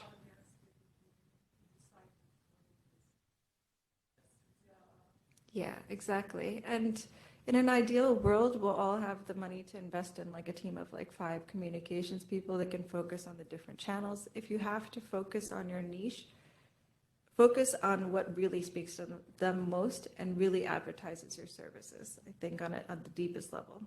And as you're educating, you're going to be inspiring people with success on your educational services and engaging them.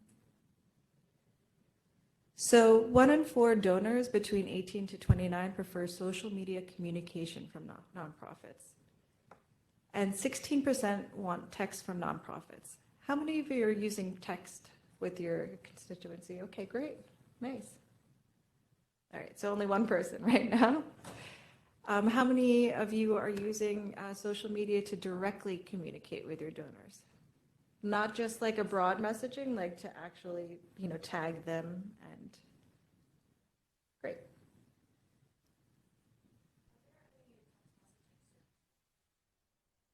Yes, I use one and I'm blanking on the name of it, but what do you use? What is the text to donate or text? There's several like apps that you can use for free that you can create your text to, blah, blah. Mm-hmm. I can share them off the top of my head, but I can look you That's bad marketing, right? So we should be able to remember it. All right, so one thing before I skip through this, we want to note that monthly giving is also really important, and we do see 30 to 44-year-old donors as giving more monthly than other generations. Why do you think that? Is it because millennials really care about, because they've always been mission driven, right? Like they buy clothes that have some type of nonprofit mission to it. So if I wanted to be a little cynical, I might say it's virtue signaling. And that's a big thing with social media as well, where you're giving people a chance to show how good they are by donating and wearing these clothes with, certain brand names. It's just, yeah, exactly. So when we're looking at, that's a little bit more of a signaling thing, or a cynical thing, but I don't necessarily think that virtue signaling has to be a bad thing entirely, right? As long as you're focusing on raising awareness, you're making the positive impact. If somebody feels like they're getting a pat on the back, I think that's actually great. And it's going to make them want to share a little bit more as well. And that's actually a really key strategy in thanking donors online. So some foundations maybe don't want to have all of their giving posted online, but I've noticed that corporations in particular are very excited to have that. In one organization, for example, we used to, it was an after-school program for kids impacted by parental incarceration. And we did a whole show, basically, anytime we had a corporation involved. And of course, we put a level of investment that they had to commit to before we do this. But if they said a minimum of $10,000, then they would, one, have an activity with the kid that was beneficial to the kid as well. And we would have a big sign, we'd have a photographer, we'd have a videographer, we'd create an entire, basically, PR piece for them. And then they knew that they could share that with their entire network of stakeholders. And then we post on social media, we tag them, we connect it to other corporations, and it would inspire other corporations to get involved. So top reason millennials and Gen Z do not donate is because of a poor social media presence. So that alone should be reason to invest.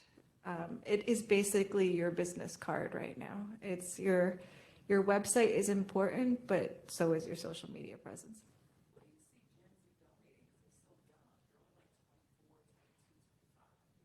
Look at the Greta Thunberg, sir. It's you know, the younger generation is much more involved in fundraising and donating and creating social entrepreneurial businesses than I don't know if it's because of the exposure through YouTube or whatnot, or just the general climate of the world right now. I think that they are a really big target market, and they're fundraising. I don't actually have the exact numbers on how much they've been giving or getting involved in, but that's a good thing to look into. That's sort of just my gut feeling, is that from what I've seen. All right. So what's the whole point, right, of communicating with our consumers, our clients, our constituency? We want to convert our network and our audience from being unaware about what we do to being aware and doing something about it. So this could be through fundraising, it could be through fundraising. I truly believe that the followers and number of followers you have will directly relate to the number of opportunities and resources that are connected to your organization. So first step is really building awareness and building knowledge and making sure your values, your attitudes, your beliefs are transparent to your network. Transparency is really important, I think, to our community online. And even if it's a curated type of messaging, being authentic in your communication is very important. And that'll build engagement and without a doubt, build activation, registrations, donations. So what are your goals? Does anyone want to suggest or volunteer any of their goals? Mana, would you like to mention some of your goals?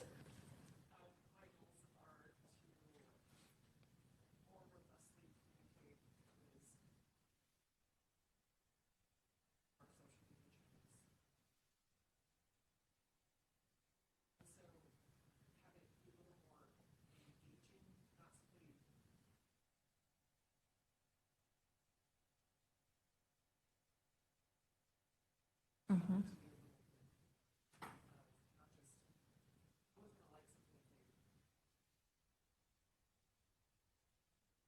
Mm-hmm.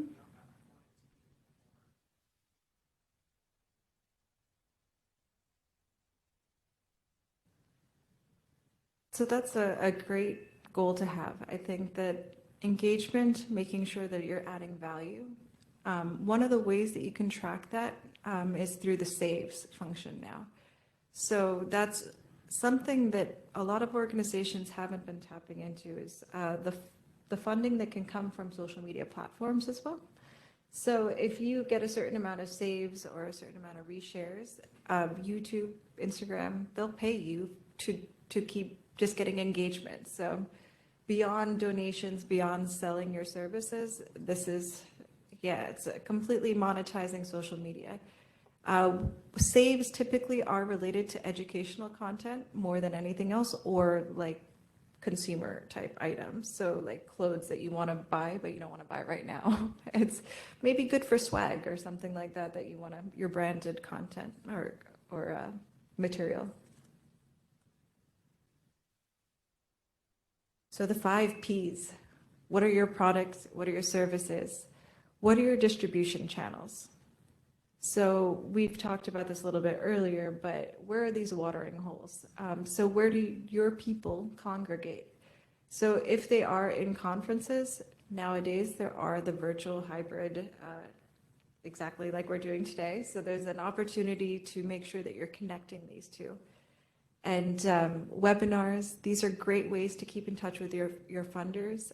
My organization is right now working on developing a funder brief that is purely virtual, despite us being able to do it in person right now, knock on wood. We decided to do it strategically, to have it virtual, because we feel like funders are very busy. They're not going to be able to go to every single nonprofit site and visit and see what the impact of their work is. But we can do this in a way that's maybe 45 minutes, an hour during a lunchtime, and bring some of the kids that are impacted, some of the teachers, the alumni, talk about our growth plans, and just thank them for being part of our community. Using these webinars, it could be broadcasted on social media if you think it's useful, or you can just make this much more of an intimate Q&A type of an event. But it's another touch point, and it's something that has relatively low investment in terms of your own resources. Then, of course, you have the price. There's earned revenue versus paid for revenue. Does anyone know the difference between earned and paid marketing? So earned is, so paid is when you're spending $5 on a Facebook ad, and you can target your demographics and your segmentation. Earned is when you're doing something that gets you in the news.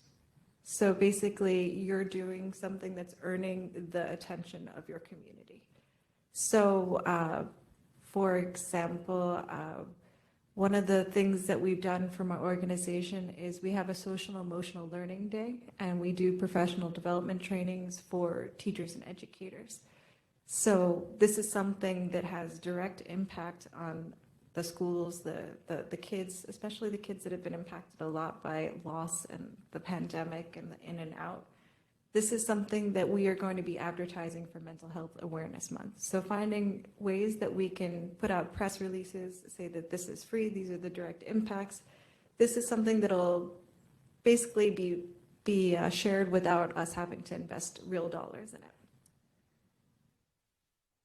So, of course, promotion, there's many different ones. I'm not going to go too much in detail here. I have some other slides to go into the positioning and different ways you can target your messaging. So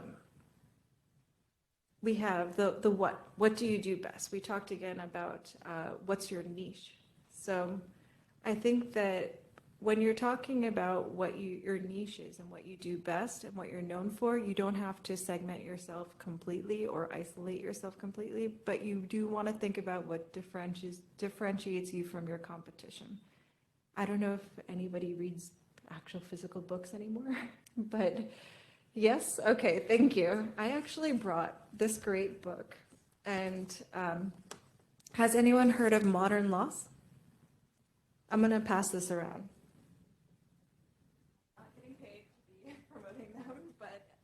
I think they're a great example of a social media account that turned into a website that turned into a book. and it's providing a real service. So modern loss was basically created to talk about losing someone through death in the digital world. So maybe a generation ago, you didn't have Facebook memories and reminders popping up with like your father or your mother who passed away. You don't have like the way you grieve, the way you deal with loss is completely different nowadays. The way that you communicate your grieving and your loss is totally different. They decided to create this social media account that was talking about it and trying to normalize it. So you can have ways to communicate with your community online about loss, but it's funny, it's sad, it's inspiring, it has all of these different things, and it's led to actual social network groups in person where it's a fun kind of support group where you can just celebrate the life of the person you lost. It was so moving and impactful, and they got such a big following that people were asking for more about the stories, that they were sharing just tidbits. And that led to this book, which I think is fabulous. So I'd love to have everyone take a look at that. But thinking about what you do best, it could be anything, right? So are you talking about just building a community? Are you talking about providing educational services? Whatever you do, just make sure that you're honing in on that. And remember the story and the humanity. So these are strategic questions to be thinking about as you're developing your content and messaging. So is this driving your mission forward to the right audience at the right time? So when we're talking about right time, Monday through Thursday is actually what some people say are the best days to post, but not between 3 and 4 p.m. That's very specific, but it's different for every single person, and I highly recommend looking at your analytics because it really does matter who your audience is. Is it audience-centric? Are you really talking to the right people? Are you tagging the right folks? What are your messages and how are they landing? Are they sharp? Are they clear? Do you have a call to action? Nowadays, you can have polling on your social media posts. You can have ways to reshare. You can create different things. I've actually done social media campaigns where we asked people to share, the first 5 people to share would get a free book or a free ticket to one of our events. We did virtual author events where we actually gave out signed copies of the books. There's so many ways to engage nowadays. So these are some of the channels. Yes?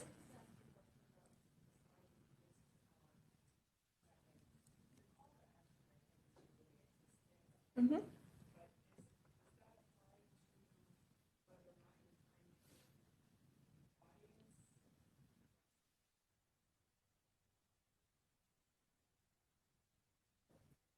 Mm-hmm.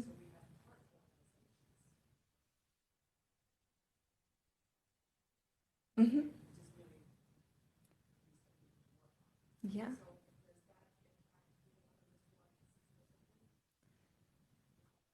I think that what was said before is that you should be fundraising all the time. So it's no matter what you're talking about, there should be a support us here option. And I don't think that that will detract or deter people if they're your partner organizations. I personally shared your posts before I came here, and I said support this great organization, follow this organization. I think that it's up to whoever is in my following whether they want to donate or just share it. I think that making it very clear and accessible on the top, the donate page, a button. Does everyone understand how to actually activate the donate button on your Instagram? Yes? No? No? Okay, so yes. Do you want to explain it? Oh, okay. I thought it was mine. So you have to connect. So Instagram and Facebook are connected, and they're owned by the same. And well, now Meta, right? So not Facebook. I have to get used to that. But basically, you have to make your account a charitable organization on Facebook, Once you link your Instagram and your Facebook accounts, you can choose certain options, and you have to make sure you're turning on the donate button option. But it starts from Facebook, then linking from Instagram to your Facebook, then turning on the settings for donate buttons. And then you can put it into stories. You can have this neat little bar that shows up over your tiles, and it'll say, we're fundraising for X, Y, and Z. And your community can do that. So everybody in your on your team for Giving Tuesday, for example, everybody should have it on their social media. Or if you can encourage people to do birthday fundraisers, that's a great way to connect across. You're welcome. So the many overwhelming channels, and this is not even close to all of them. I actually learned about a new one recently that isn't on here. Has anyone been using Quora? So, yeah. Yeah, these are the standards. Like, these are basically foundational level, like Maslow's hierarchy of needs. You need to do these, and the rest, work towards them. But even all of these, though, I would encourage you to do a couple well, as opposed to spreading yourself too thin. And you can always develop further.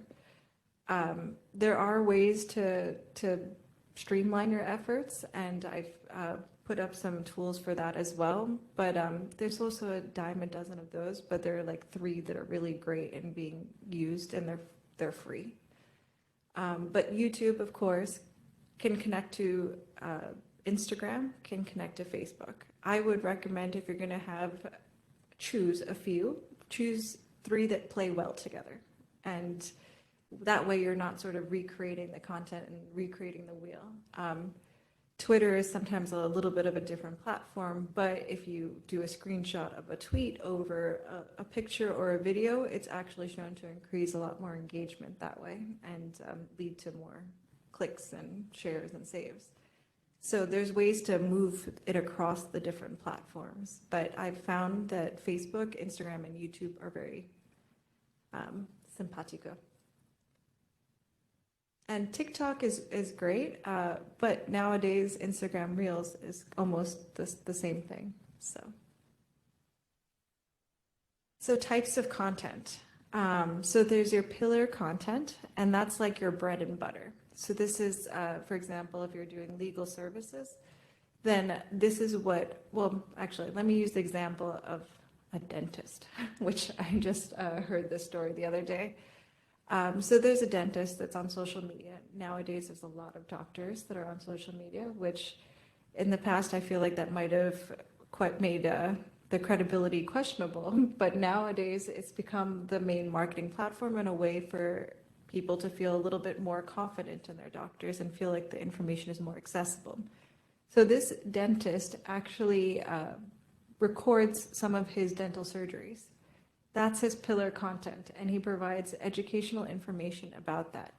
His bottleneck was that he can only do so many surgeries a day, and he can't be like, oh, more patients for his social media, right? So that would be unethical. So he was talking about how can he get over this bottleneck issue of he only has this much, it takes a lot to create these. He tried reaching out to other doctors, and they basically were like, we're too busy to do this, and $1,000 or $5,000 to be paid for your recordings is not worth it. So one of the strategies was to focus on evergreen content. Does everyone know what evergreen content is? So how about you explain evergreen content?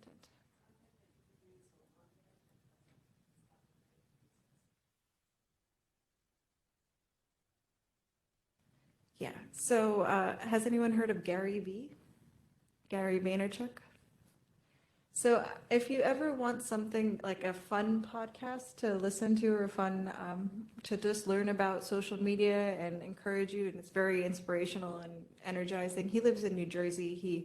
He was one of the first to really, I guess, maximize social media. He had a wine business. He created an online wine library, and now he's been focusing on just promoting social media and just trying to encourage every single person to use it and maximize it. And he gives great strategies all the time. So I listen to him in the background quite often, and he's a funny guy. So I recommend that. But evergreen content for him is that he lives by two pillars. It's gratitude and supporting your network. So no matter what, in all of his videos, he has these two motives, and he keeps talking about them over and over again. And he can post it throughout the year. It's not something that needs to be only for a specific month or campaign. So for evergreen content might be basic legal services that you provide on a day-to-day basis and how it provides an impact to your organization. You can refurbish that content by finding different ways to collaborate and connect with different partners. So when I say refurbish, look at your pillar content. So if you have somebody that's doing these dental videos, you can actually take a segment of it and just focus and hone in on just one part of that educational video. Or you can even ask somebody to do a question and answer. So maybe one of your customers or your donors has questions about the impact of something, you can engage them in that way. And then micro content, so breaking down larger videos into smaller ones. As we were talking before, 1 to 3 seconds. It's shorter content sometimes hits more, and then people can get into a deeper understanding. But video, photo, text, and actions, action items, meaning those buttons, those donate, the donate buttons, the polls, all of the different ways. I don't know if I can actually play this.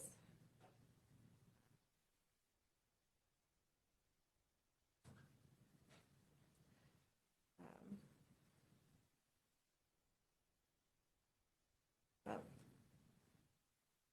I don't think I'm going to be able to play this. Do you know how to turn this off?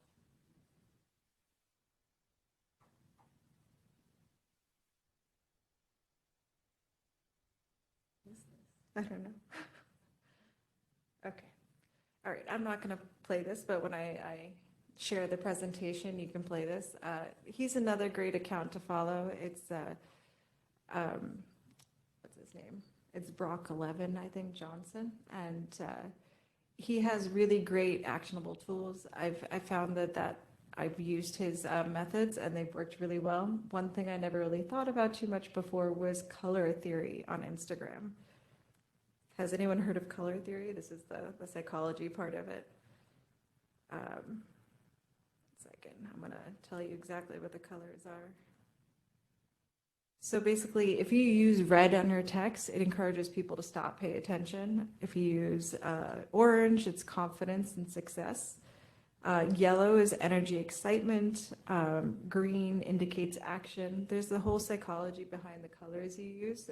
When you're posting on Instagram, though, they do suggest that even if you're changing up the text and the colors you use there, to use sort of a similar filter and look to your images so that it has a certain branding. But when we're looking at different ways that you can grow on Instagram, there is this follow, unfollow, and connecting with influencers, connecting with your engagement groups. You can do these different types of collaborations where you're doing paid shout outs, or you could do like trivia or raffle kind of things to engage people.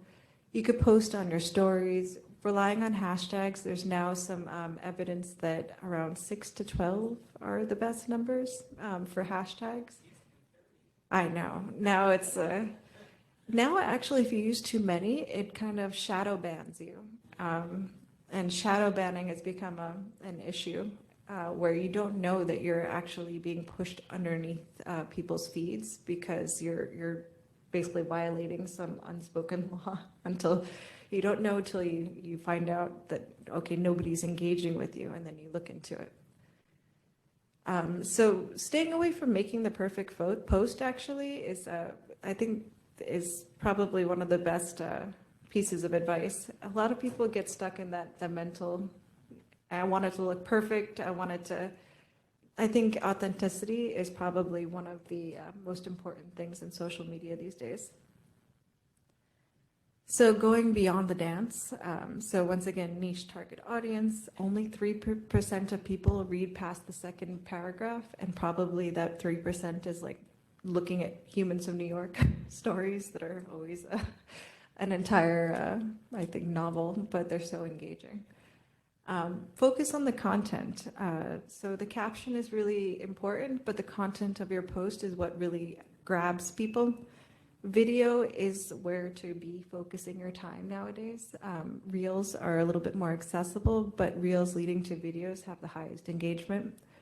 Collaborate, collaborate, collaborate. I put this in caps because it is so important. Whether you're doing virtual events, you're doing Instagram Live, make sure you're tapping it into the like organizations. You shouldn't be looking at them as competition. You're looking at it as collaboration. So once again, during lunch today, I hope that everybody exchanges and finds ways to support each other. And then chunk content, so 3 to 4 posts in a day is not too much. That's actually sort of the standard. And if you can't do that every single day, even doing it like Monday, Wednesday, Friday, and doing these blasts of posts. All right. So we're mostly a nonprofit group, so I'm not going to go too much into the selling on social media, but this is just a basic stats on how people are buying more and more on social media and what platforms are preferred. So what does a successful campaign look like? It's actionable, it's user-friendly, and it's trackable. Hashtags, bit.ly links, if these are great tools to use if you want to track your engagement and see what the return on investment is for your different efforts. More than anything, make sure that people can capture it really quickly. And these are a few of my favorites. So Giving Tuesday, it's a great day for global giving. ALS Ice Bucket Challenge was really sort of, I think, the biggest fundraising challenge that kicked off social media giving this way.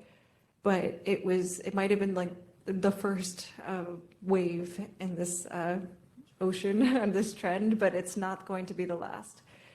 And I think that there's a lot to be just said about following some of these trends and these major giving days and focusing on the power of collectivity. So if everyone's talking about Mental Health Awareness Month, basically hop on the bandwagon and ride that wave, because even if you're not the lead fundraiser in that, you will receive added benefit from following these trends. So 9 in 10 people value user-generated content over really highly curated branded content. So that means that if you have your donors do a short testimonial, the people that are impacted by your services do a short testimonial. It doesn't have to be beautiful looking, but it will connect with people on a much deeper level and will be more likely to share. Segmentation is incredibly important, but that is becoming more and more streamlined through the different tools that I'll share after this. But if you can find ways to personalize a campaign, that's the key to people's hearts and wallets these days. Yes? Mm-hmm.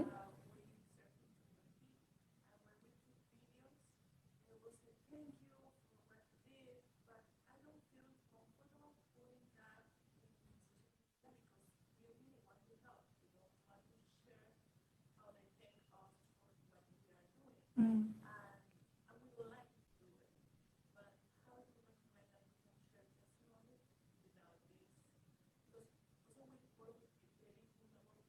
Mm-hmm.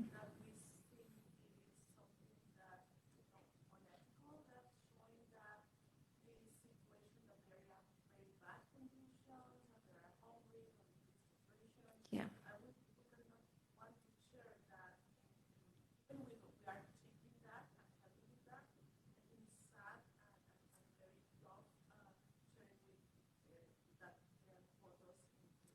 Yeah, I 100% agree, and it's so important to be sensitive to that. It's we don't want to be doing the flies in the eyes kind of fundraising or social media communication.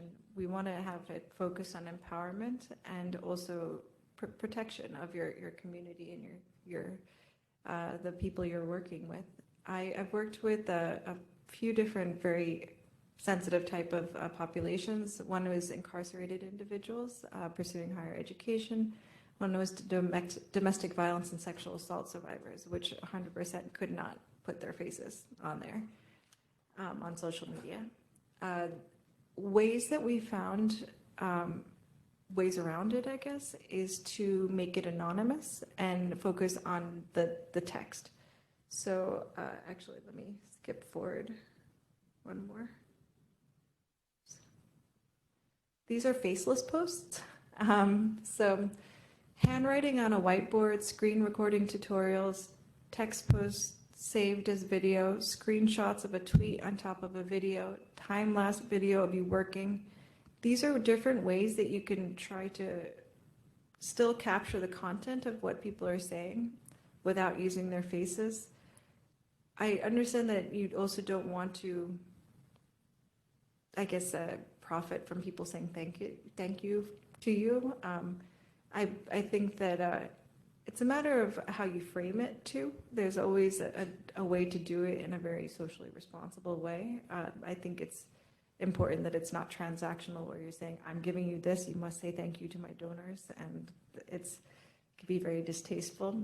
I think it's a little bit about showing how their stories are empowering others and asking if they feel comfortable with certain things being shared and not doing it in mass, because quite often that could be the peer pressure, the psychological aspects of it. When people might be uncomfortable, they won't actually tell you they're uncomfortable until way later, and then there's a distasteful feeling. So what I found is helpful is to keep this anonymous part, focus on the words and having other imagery behind it, or just talking one-on-one and saying, this is how your story could make a difference in the world. Would you be feeling comfortable in sharing this? And you can find ways to even like hide parts of their face while they're talking. StoryCorps does a really great job of sharing stories in a very meaningful, impactful way, and people dealing with very challenging and circumstances, but it's never in a way where you're like, oh, this poor person kind of feeling. Does that answer your question?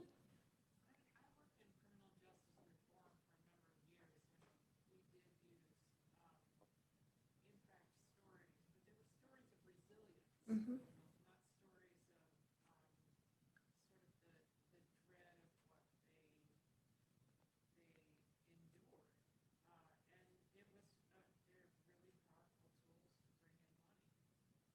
So Youth Communication, the organization I work with, we publish stories written by teens that have dealt with really challenging situations, mothers dealing with addiction, kids that are in foster care.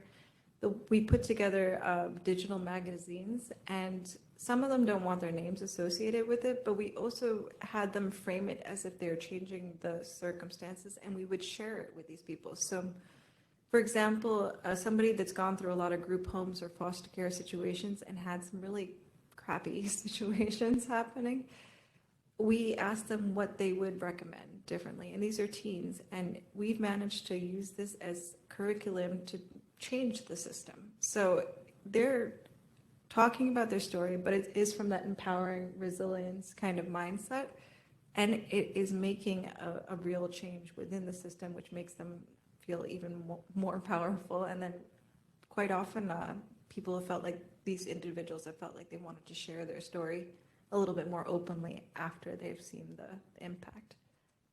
But it is sensitive, and it has to be done very thoughtfully. So I definitely applaud you for thinking about that. I know we have just a few more minutes, so I'm gonna go forward, but measuring your success. I don't know if I like these words a ton. I put these down, and then afterwards I was like, vanity and values seems a little reductive, but it's when we think about different ways we want to measure success and how we want to see the impact in the real world, quote unquote, we want to look at measuring things like vanity, which is your more visual ways of connecting with folks. And these are a little bit more superficial in terms of page views, impressions, social media followers, time on the site. People nowadays, and if you have the tools, you'd have to pay for this, but you can even track eye movements, which is a little bit, I know, that's a whole nother sector, and not something I would prefer to do either. But you can see how long people are staying on a post. So, But I thought they tracked that in analytics already, that they would show you how many seconds someone stays. that they do. Also, how many times they go back to look at it. Yeah. 7 seconds is sometimes too short, so you can't read everything. Yeah, so they do that. The eye, yeah, Do that too. the pause as well. So you can find all of this on Google Analytics. You can find this through the social media analytics.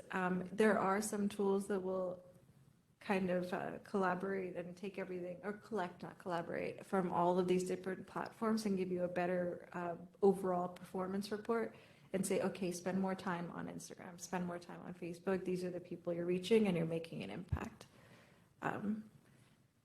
So one other thing is the value, the downloads, the conversion rates. You really want to see donations. You want to see people volunteering and signing up. You want to make sure that people are actually staying in your community. And since we're all in the nonprofit sector, I think everybody knows it's so much easier and a better return on investment if you can just keep people in your community, and even re-engaging a lapsed donor is easier than sometimes getting new ones. Oops. So here are a few of my favorites. Answer to the public is something relatively new to me, but it gives you an idea of what's trending in your sector. So Answer the Public can be for any kind of industry, not just nonprofit. And if you're looking at, okay, you're in an education nonprofit, you are interested in talking about critical race theory. What are people talking about specifically in there? Where are these people coming from? Where, like, you can figure out how to target your audience a little bit better and use the right keywords so that search engine optimization happens. Canva is a very easy to use tool to create a lot of moving graphics, all different types. It's got, you can put up your branded template into there, so you can put your colors, your fonts, all of that, and just preset it, and it's now free for nonprofits if you apply. Trello is a great project management tool. Lightroom 2 is the LR one, which is great for editing, that's free.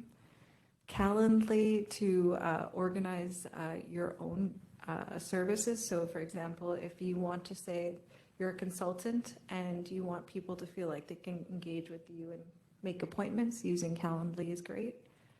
Linktree is really nice too, and there's also link in bio, which shows those tiles. And for example, like CNN or some news ones where they have the actual Instagram tile and then it links to the article. So you can use those kinds of tools to do that. So, yeah, Lightroom. And then, so how much should you invest in communication? I just put that quote up there one more time because I love it. A man who stops advertising to save money is like a man who stops the clock to save time. Really finding ways to articulate the need and how important it is for your organization to invest in this is of utmost importance. And I'll share this PowerPoint, and I'll also share a very short sort of one-pager script of how you can communicate it to your organization or your board or whatnot. I found it's actually across the nonprofits I've worked with over the past 5 years, more and more boards are encouraging the organizations to invest more in communications, which is a nice trend to see. But beyond investing in the earned media or paid media, really capitalizing on your community is important. So don't be afraid to ask your board members to share, to connect their networks. Not just their email lists, but to follow you on LinkedIn, to follow you on social media.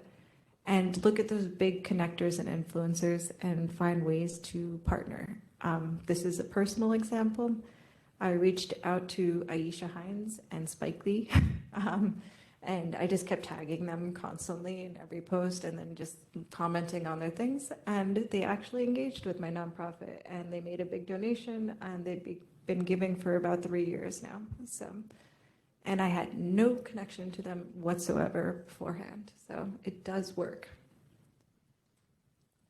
So recap, know your niche, identify your goals. Do you want to make sure you have more donations, more volunteers? Track that, target your audience, use these different tactics, but experiment.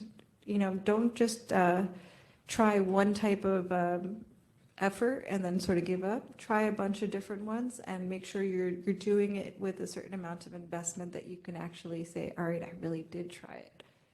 And I would recommend 10 to 20% of your budget really does get focused into that at a minimum. And looking at those measurements and analytics so that when you say, okay, this didn't really have any return on investment, why didn't it? Did we not put enough time into it? Did we not put enough money? What is the reason? And should we let it go or should we invest more? And practice. So, and then last but not least, putting the social on social media and making friends. So use these opportunities. I hope that every time you meet any person, one silly little story is that I have a friend that's kind of a Casanova type person. And every time I see him, he lives in Bed-Stuy, and I call him Bed-Stuy royalty because he walks down the street and everybody knows him, and he's like basically kissing babies and shaking hands. And but every single person he meets, he's like, oh, let's exchange our Instagram, let's exchange this, and it's sometimes he knows them, sometimes he doesn't. He's doing a photography business now. He's probably in just 1 year of focusing on that business has seen about, I think it was like $5,000 a month from somebody who had never done it before, but because he's really using the social part of social media, and it's an incredible return on investment. And I hope you all will try this. And if you have any questions, if there's anything I can ever do, please do reach out to me. You can just find my name on all of the platforms, but that's my email as well as my phone number. Thank you.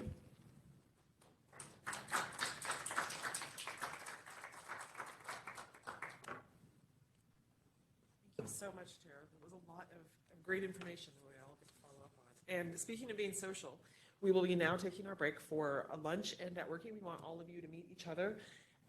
And we will get back on track. So we will have our final speaker, Alex, will be coming up at 2 o'clock. So we have about 45 minutes for lunch and for networking. So please enjoy the delicious food provided today by Proskauer, and talk amongst each other and exchange all of your information so you can be in contact after today as well. And we'll be back here at 2. Thank you.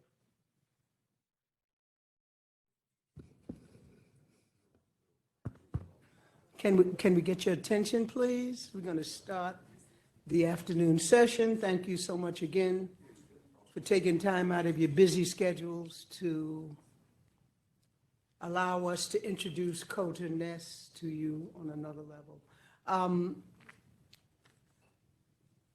I'm very honored to be able to introduce Alex Cohen, who's preparing for the proposal process. Shirley Chisholm said to us, if they don't give you a seat at the table, she said, bring a folding chair. Okay? Alex is bringing a folding chair to us today, and she's going to tell us about how we can be successful in our endeavor to do proposal writing and a lot of other things. She has a wonderful background in litigation, and she's always fought for the rights of the underprivileged, and that in itself is a very honorable profession. She's a consultant to design strategy and communicates complex ideas, so on and so forth.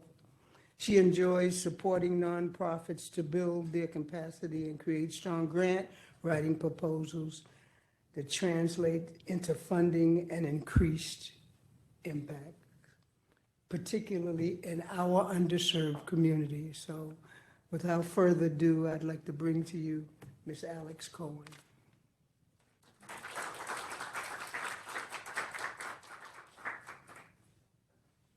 Thank you for that introduction, and I want to thank Brooke and Tara for their wonderful presentations earlier. And hopefully I will echo their themes of creating a framework for nonprofits to be able to amplify their impact, and talk today about preparing for the proposal process, specifically for foundation grant proposals, but that would have ruined the alliteration of the title. And hopefully you'll bear with me. I'm going to scroll through a PDF presentation, and everyone will get a copy of the slide deck, and there's a template that I reference, so you'll get a copy of that as well. So I'm going to talk today a little bit about foundation grants. We'll go through a quick overview of grant research and some of the different databases, just by way of giving an idea of the scope of the foundations and grant funding that's out there, and then why it's important to do the preparation before even looking at writing proposals and researching grants. And then we'll talk a little bit at the end about grant management and tracking and different software and ways to manage that entire process in a way that is effective and will make everyone's life a lot easier and save lots of hours as you go through the application and funding process. So why is this important to me? So I started out as a litigation attorney for 15 years in a very high conflict field, had spent most of my life volunteering for nonprofits in different capacities. When I finally decided to leave my legal practice, I ended up going for an MBA to get some of the hard quantitative skills a little bit and figure out how to be able to work and support nonprofits and NGOs. And I realized that one of the things I loved doing from litigating was taking a mass of information and distilling it into the ideas and really telling the story to the court and to other parties in order to advocate for my client. And also creating the strategy for the litigation and creating kind of an efficient system or framework to be able to articulate those ideas and manage the process. And so when I started working on my MBA, I had moved from New York to California for a bit and met small businesses and nonprofits in the area, just going about my day, and ended up helping them a little bit on creating systems to manage their grant process, figure out how to tell their story to funders and other community stakeholders, and really enjoyed that work and being able to help them quantify their impact and amplify that, and ended up doing this full time when I founded ANC Consult to work on strategic planning, project evaluations, and grant writing for nonprofits. And so why is the foundation, why are foundation grants important? Once you have the communication tools set up and in place, and you look at a strategy for individual donors, most nonprofits will then look at foundation grants. And when you look at the numbers, individual giving as a whole makes up the largest amount of donations to nonprofits in the US. So in 2021, there are 1.8 million registered nonprofits in the US. As of a couple of years ago, foundations made up more than $75 billion in funding for nonprofits. By contrast, individuals ended up donating $449 billion in 2019. These numbers have all gone up.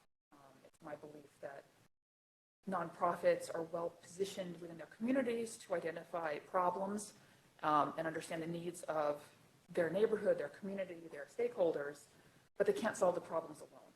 You need corporations through their philanthropic arms, you need government funding, you need all the pieces to be able to really move the needle on some of these problems and come up with these innovative solutions. And you need money to run the programs and to run the costs.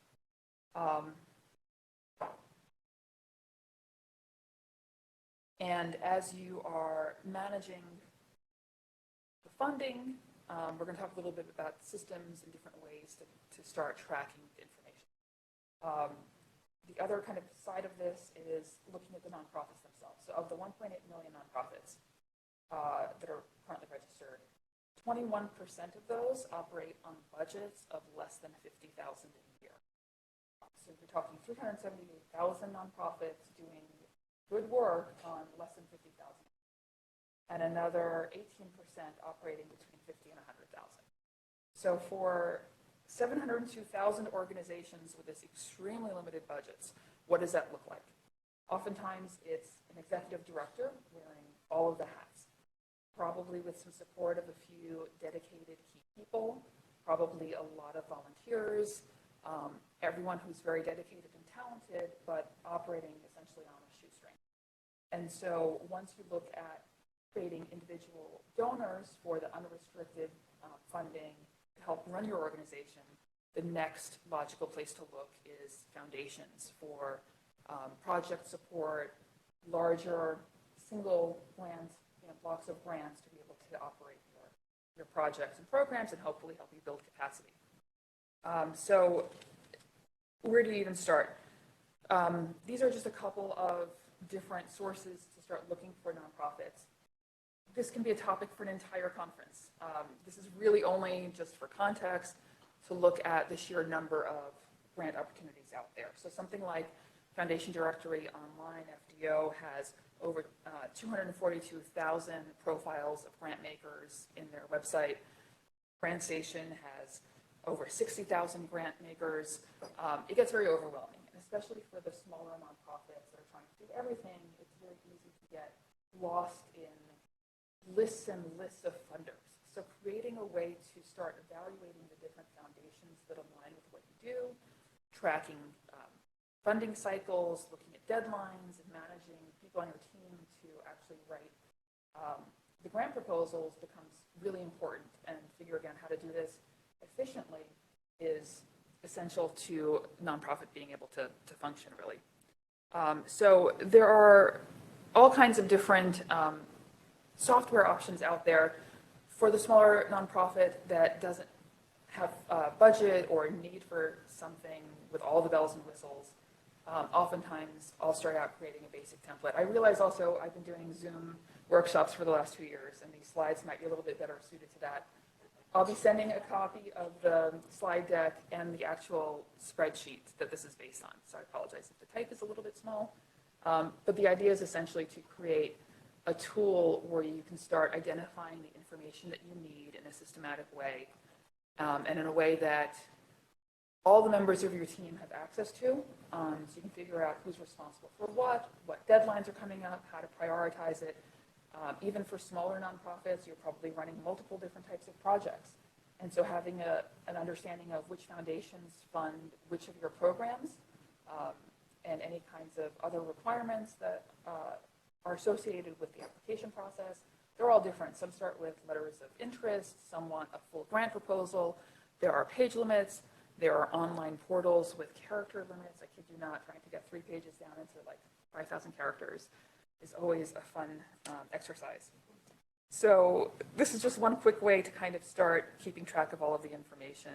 I'm just going to skip ahead a little bit since this is kind of hard to read, but the idea is to keep track of your initial prospect list of what seems to work, and then once you actually submit an application, there's a second tab that you can start tracking actual submissions and the people responsible, and then once it's hopefully awarded, always highly competitive, you then have a sense of the next things you have to do in order to manage that grant. There are going to be interim reports sometimes you have to submit additional documentation, so having everything in one place is just going to make such a game-changing difference. And again, we'll talk about some of the software that's available to help manage all of this. So what are some things you can do and should do before you even start researching grants and before you start writing anything at all? Putting together this kind of framework to create both your operational documents and organize everything that you're going to need, and then to create something like a master grant template for all of the pieces of the grant application. Having all of this available is going to make a huge difference from what would inevitably become finding a grant, thinking it's a good fit, and realizing that the deadline is in 2 weeks when you have all the other things you're working on. So, yeah, because that never happens, right? So putting together a basic file and updating it regularly, presumably you have an IRS letter of determination. Most foundations require you to actually have your 501c3 status. And while we have good counsel in the room, and we'll hear soon about the legal requirements of all of that, there are some ways to around that. If you're a startup, if you have a fiscal sponsor, you can oftentimes apply for some funding while your IRS determination is pending. But having all of that ready to go and attached, having a list of your board of directors serves a couple of purposes. A lot of foundations want that attached as part of your application, but it also helps give you a starting point. To Brooke's point earlier, looking at your affinity groups and looking at your board as your biggest supporters and cheerleaders and community advocates, and starting to look at who they know in foundations and corporations, start tapping into their networks. Most foundation grants that are highly competitive, it's not unusual to apply once, twice, 3 times until you get the name recognition with the foundation. So having someone in your close circle who might have some insight into the particular foundation or have an introduction can only help strengthen your grant proposals. And then things like budgets that, of course, to do, having your operating budget for your organization, and then having the program budget for particular programs or projects that apply for funding. Oftentimes, larger nonprofits will have a formal financial audit, and many foundations do request that or require it. There are, again, ways around that. If you have a more limited budget that wouldn't warrant the investment or the expense in a formal financial audit. Sometimes attaching your Form 990 is accepted in lieu of the formal audit. 990 season is coming up for most nonprofits. The filing is May 15th, but just to keep in mind that the IRS rules for filing deadlines are typically you have to file it in the 15th day of the 5th month following the end of your fiscal year. So yes, that's something to calendar. If you have a calendar ending December 31st, makes it a lot easier, and you have your May filing deadline, and then you have your most recent 990 available to attach to your funding applications. Aside from the documents that are somewhat easier to assemble and kind of keep in one place, putting together a master grant template is becoming more and more popular and important in order to have the material at the ready so you're not scrambling every time the grant comes up. Every grant will ask for some version of these things, and it's not always going to be exactly as clear as if, a list of please provide your mission statement and your statement of need, but that all has to be in your proposal. Foundations want to move the needle, and they want to solve problems, and they want to do it in a way that's innovative, and no one has ever done it before. So no pressure there.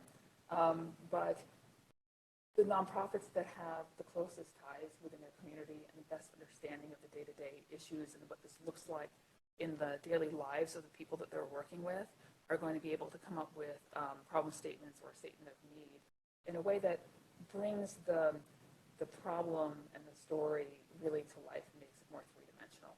And being able to show the impact of that makes a huge difference. So talking about working with 100 students in after-school program is one thing, then talking about what that looks like in the lives of those students who now are starting to enjoy their academic subjects and have a mentor available they work with, or have reduced absenteeism in school and higher graduation rates and all of the outcomes that could be associated with that particular problem. And being able to tell that story in the grant application really ends up going a long way. And again, operating budget, but looking at the program budget and what the needs are of a given program. Also keeping in mind that most small nonprofits are working with a team of volunteers, with in-kind donations, with space that's donated. There might be beverages donated to events. It might be someone coming in and volunteering accounting services or legal services.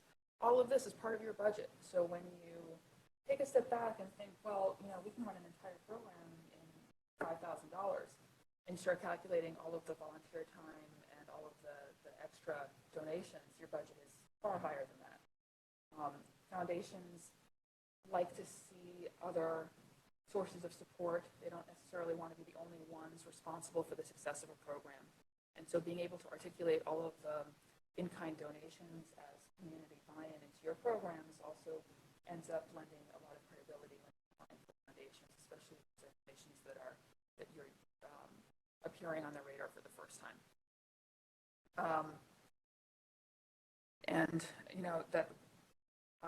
That's the list of funders and other supporters they like to see. They want to see, it's always important to have sustainability for programs. If you lose one funder because there's a crisis or some important priority has changed, you don't want to be in a position where your program is in jeopardy. And so having a diversified list of funders and individual donors all kind of goes to that. So we're talking about foundation grants specifically. We heard about individual donors earlier. Other sources of funding, government funding, there's a lot out there. There are a lot of hoops to jump through. We're not going to go through that, but oftentimes it's well worth looking at available funding from both federal, state, even city council, making sure that you look at it well in advance. It's always more complex than just writing a letter of interest to a foundation. And then again, any revenue that you're generating from services you provide or big events during the year, all of the management and tracking tools that we're talking about can apply to all of this and just really focus on the foundation grants for today. So I started with a simple Excel spreadsheet, and that's the lowest cost of entry way to keep track of information in the way that's organized. But there are so many different types of software platforms out there. This is just a snapshot of some of the different software available, and this isn't meant today to go into specific platforms that are better for particular things, but to give a sense of different ways to manage your tools, your funding, your CRM, looking at different criteria in order to make selections and how to kind of evaluate that. We heard about ROI earlier in terms of communication. ROI also important when you're looking at investments into software. A lot of them have free trials or have free versions for 1 or 2 users or some limited uses. But looking at an organization that's growing, you want to be able to manage all of the information between funding, between project management, CRM, maintaining relationships with individual donors, whatever the particular function is, having everything in one location in a way that can be accessed across your team, again, it's going to save hours. So if you have your executive director who's trying to do everything in the week and has volunteers that want to come in and contribute more time, expertise, support, having a central program that you can manage all of that is just a complete game changer. And figuring out what your needs are when selecting software. So looking at your organization needs. What's the size of your team? Are you growing? Is the program going to be scalable with your organization? Are you able to generate dashboards and reports so that you can get your data and your information and take actionable insight from the data that you're entering and the information that you're keeping track of? Can you get this in real time? Do you have to update it regularly? Is there someone in your organization who's entering the data into your programs? Can you find programs that have multiple uses so that you're not relying on 3 different systems? You can integrate all of them. Can you customize it? Does everyone want it to look the way that you want it to look? You might want to be able to generate email to your donors through one of the software platforms and have your logo on there, and have consistent messaging and branding, and really be able to create consistent, efficient way to manage the day-to-day operations so that you don't get overwhelmed. You can focus more on the programs, more on the community that you're working with. So really, we've gotten some amazing information today from our prior speakers. I wanted to give just a very broad overview of what you can do to prepare for submitting, reviewing grant proposals for foundations, and how to maximize your time and your efforts. So I went very quickly. I'm sorry. Today. If anyone has any questions, I'll be forwarding the slides and the template a little bit later.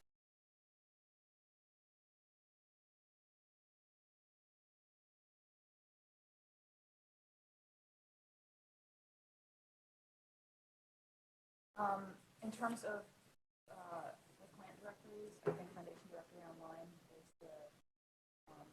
probably the easiest place to start. It has a vast number of foundation profiles. It's a relatively low cost. It's worth the investment, but it's also available through your local libraries oftentimes, either in person or through their online digital database. And I think gives you a lot of insight into different foundations that you can search and categorize by your area of focus. So if you're looking at arts organizations in New York City and you're looking for local funders, you can filter by that. You can then look at other nonprofits that they've provided funding for and look at any commonalities. Are they, you can look at the size of their grants and look at their 990s to figure that out. In terms of the project management software and that type of platforms, I don't think that there are, I wouldn't say that they're specifically geared towards certain types of nonprofits. I think that figuring out how you want to organize the information and how many people are going to be involved in that.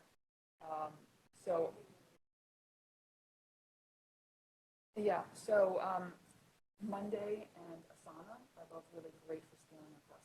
You can create projects and invite in certain team members and have them manage everything. You can create workflows and Gantt charts and figure out priorities, coding priorities for different projects.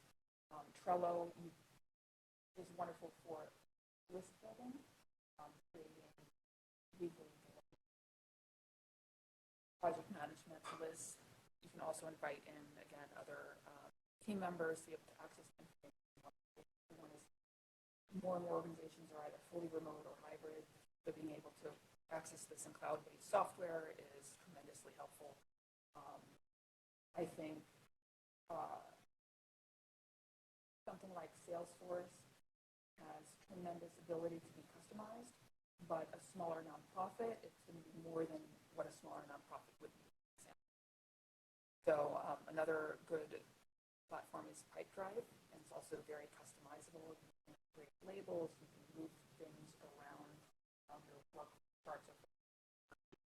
I might have a list of prospects that I'm going to apply to, and then I create a separate column for submitted and hopefully awarded, and you can move the, looks like little index cards, move along from one list to another. So I think playing with them, with the different software to get a sense of how to use them is important, and also understanding that the more customizable it is, the more you need to invest in time or can actually really take advantage of the time savings.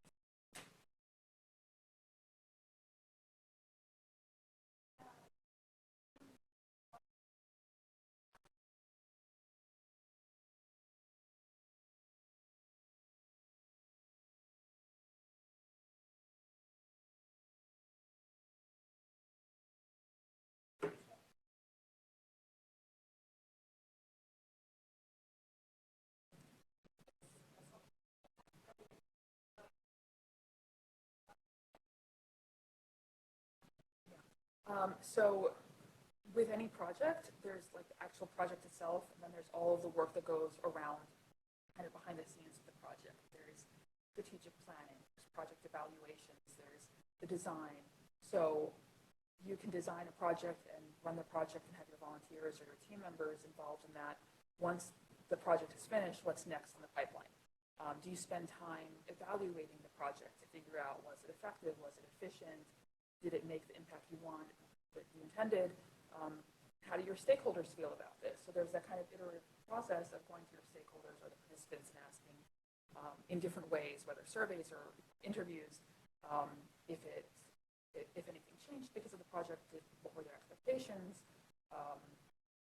how they're reacting to the project, and then using that to design the next project. So there's always sort of the process of either evaluating a project that was just completed or designing the next project that meets your organization's goals, and then looking at the funding. So there's all the administrative and overhead and work that is required in order to make an organization operate effectively.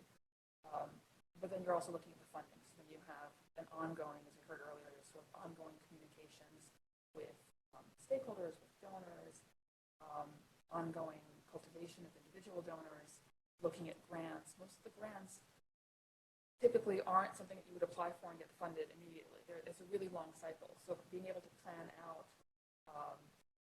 when the deadlines are for particular grants, and it might be later in the quarter or twice a year, how long does it take to actually get the funding? Is it reimbursing you for a program that you've already conducted, or is it are you projecting forward? So you have to kind of manage that cycle as well. So it's all the pieces of the together in order to run an organization programs.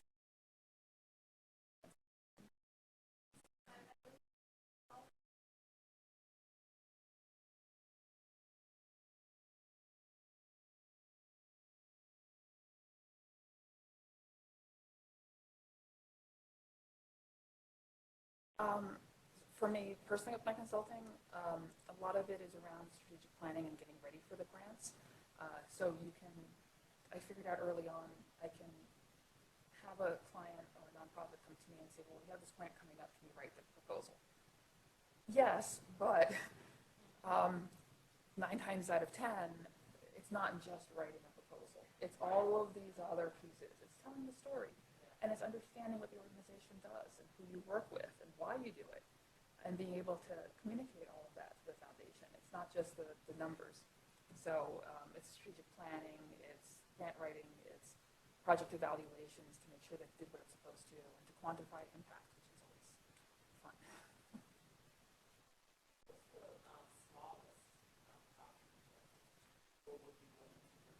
I've worked with startups, with pre-start, planning and trying to get organized. It's a little bit more limited. That's more kind of strategic planning and figuring out how to structure the organization and how to position and market research essentially of where the gaps are, how to conduct needs assessments.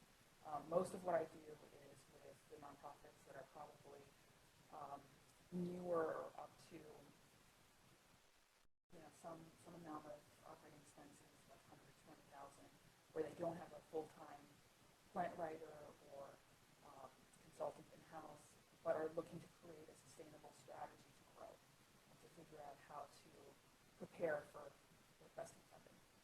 The small nonprofits with startup funds, you find that they can afford to have someone like you to, because that's actually one of my biggest challenges that, my success in building programs within nonprofits is like, what a nonprofit can help them. So, how do you help small ones with startups? Creating basically resources for startups with big missions, limited resources. And again, it's going to look different than with nonprofits where it'll work longer term, creating the strategy. I do pro bono work, but as you know, you can only do so much of that at a time. Yeah. So it's exactly. So it's a balance. Yeah.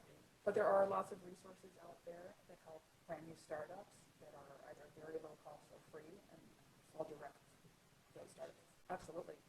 Yeah. I feel bad because I don't want to not help them. No, I agree. I want to help everyone. Yeah. Right? They have to.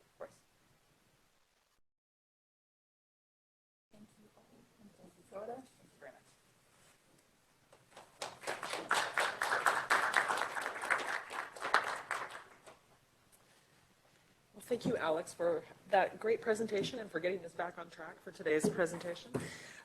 We are going to flip and reverse the last two items on your agenda. So we're going to segue now into legal counsel and give the floor to you so you can workshop with us and talk to us about the ideas. And then we're going to end the day where we're going to be talking about Kota Nest and what we hope to achieve as an organization for the community and for all of our partners. So next we'll have legal counsel come on up and give your presentation.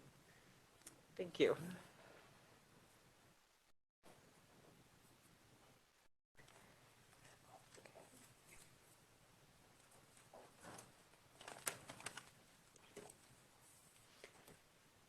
Hello, everyone. Thank you to just joining this event, and thank you for having us, inviting us. We miss you, Yana.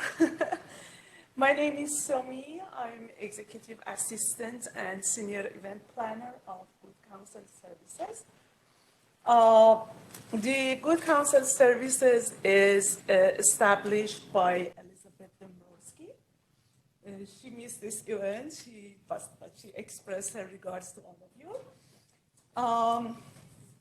Let me start with this quote that, according to a research by the American Bar Association, there are two barriers for nonprofits who has not too much income. First is financial resources. The other one is lack of legal knowledge. So Good Counsel is to break down these financial and legal barriers. We try our best. Our mission is to educate, empower, and ensure the legal and financial security for nonprofits.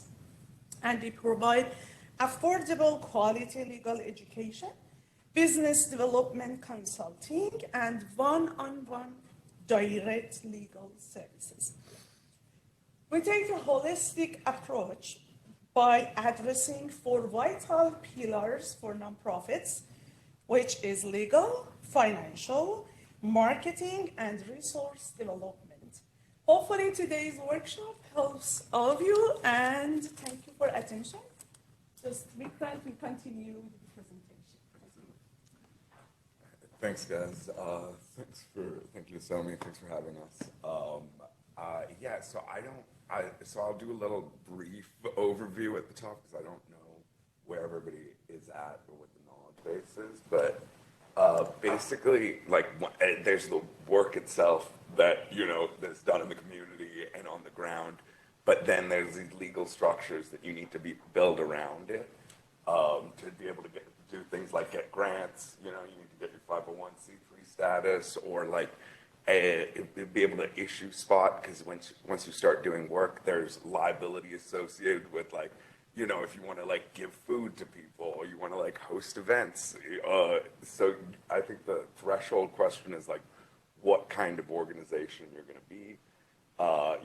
Because if you're a social impact entrepreneur, you could want to start a benefit corporation and then use that as a way to generate money and do your social impact work. Or you might want to go for the traditional non-for-profit incorporation process, and that has multiple stages, because first you'll incorporate in a state as a domestic non-for-profit, and there's what you'll need to do that is 3 directors, a purpose, but we advise leaving your purpose as vague as possible, because you don't know at the inception exactly what your organization is going to end up achieving or doing, or how you're going to use that vehicle to create the change that you want to see in this world.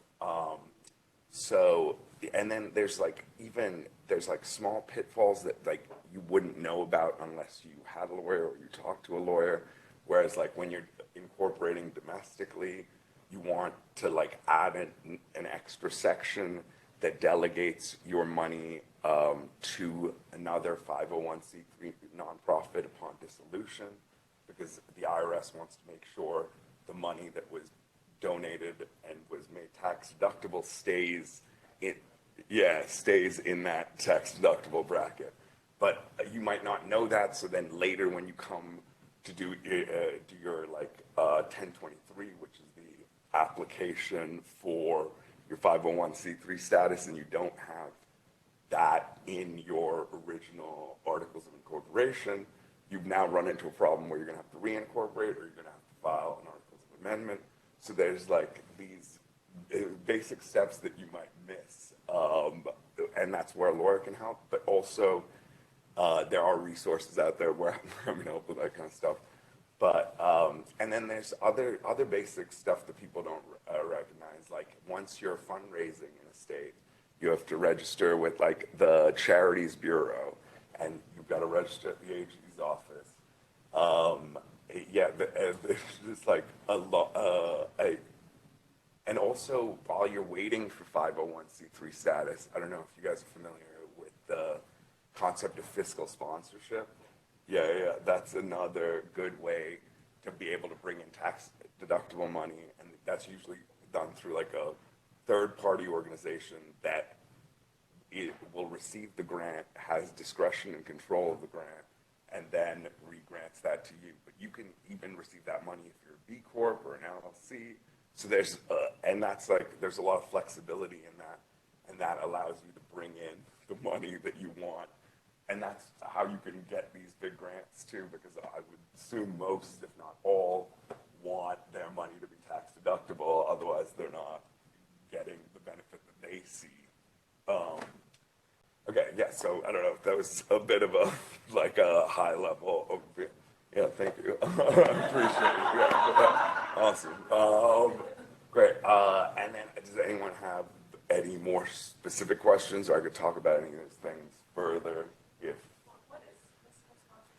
Yeah, okay. So fiscal sponsorship is basically where a third party who is a nonprofit, right, that has 501c3 status, agrees to take the money on your behalf, but not really on your behalf. Like they have to be kind of, there's like a legal requirement that they have the final discretion and control. So you basically, as an individual, you can do it, as an LLC, as a not-for-profit waiting for 501c3 status. You're like, hey, I have, $50,000 from this family foundation. They're willing to give me to do this work, like restoring this park or, whatever it is. But for them to release the money, they need to have it be tax deductible. So that you go to this third organization. Good Counsel serves as a fiscal sponsorship for a lot of organizations. There's different ways they do it.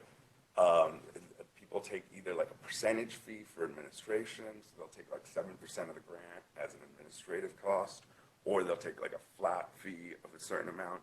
Or if you find someone, or someone with a 501c3 organization who really believes in your mission, they can also do it for free. So then that grant will be issued to this third-party organization. They'll issue like the donation receipt and whatnot, and then they'll have to make sure that the money is going towards their charitable purpose, and then they need to maintain discretion and control of the grants. So the people building that park or whatever would have to tell them what they're going to use the money for, where it's going to go, and then they would get released the funds. And that way, now even though you don't have a 501c3 status, you've gotten access to these bigger pools of money who would otherwise not be on the table. That makes sense. Anything else? So what's the difference? Because I know there's a couple of structures in 501c4. Yeah. 501c6, Yeah. 501c6. Yeah, Would you mind sharing us the difference of those type of nonprofits? Right. So I think I have to refresh myself a little bit. So like I know 501c4, that is like community foundations. So a lot of like block associations and like like co-ops and stuff are 501c4s. 501c3s are like the traditional that we know, but there are a few others. But I can.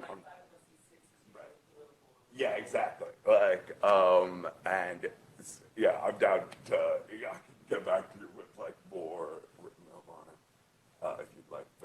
it is, because there's that, but like, the political element is also where there is, once you're doing like explicitly political activity, there's more requirements and there's more, just like more government bureaucracy involved.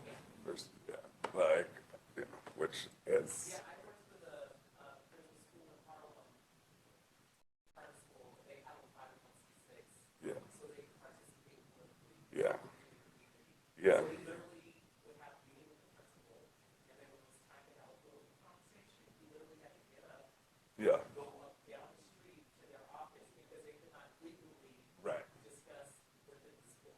Yeah, it's insane. Yeah. I totally understand about Right. these weird. Yeah. It's all this like kind of maneuvering for this other idea that made sense at one point, but now we have a huge because like lawyers or like because any problem or anything can have like a legal angle, and the more opportunity there was to create legal angles to things, we have exploited that opportunity now. So, yeah.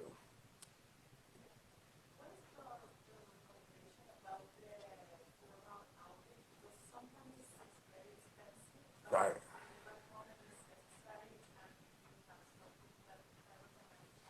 Right. So I would say with the audit, like that is something that you have to do at certain financial levels. So depending, like I don't remember the levels off the top of my head, but like after you make like 50,000 or 100,000 or a million, and depending on what states you're in, I don't know how to necessarily make that process easier. It just is, if you get a good accountant or an accountant or a lawyer. But yeah, usually it's maybe a good problem to have because you've brought in enough money that like now you need to get audited. But yeah.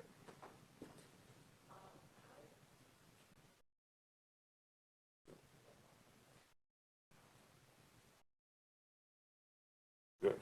Yeah, perfect. No, yeah.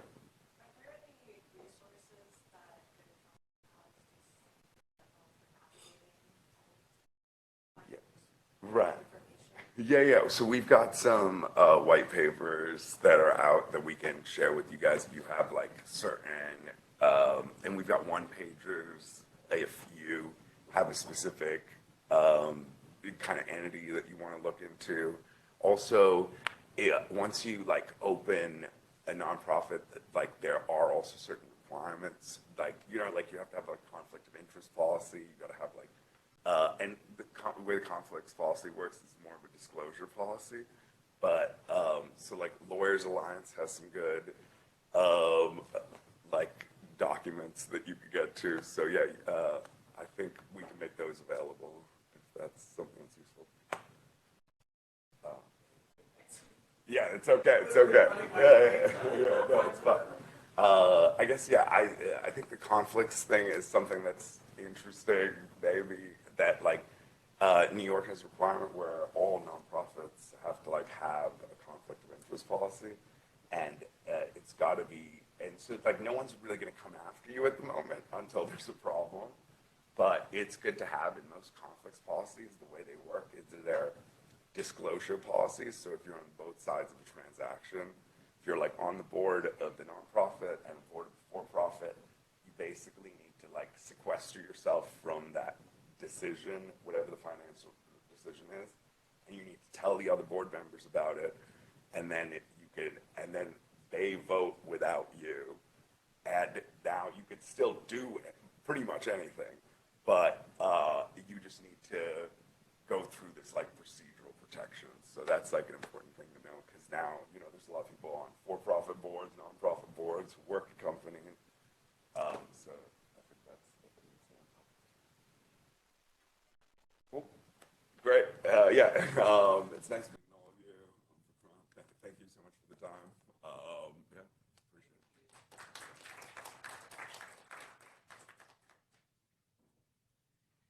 And I believe that is going to be concluding the live recorded portion of today's program. And next, we're going to be grouping into two different groups that we would like to that we would like to get all of your brainstorming and energy from today to think about everything we learned today and how can we apply this to Kota Nest, both our Kota Nest location, our new location in Harlem, and how we can benefit the community as well. So I like to look at the Kota Nest symbol here, and I imagine Kota as a tree, that we're looking up at those branches and we're looking down at our roots.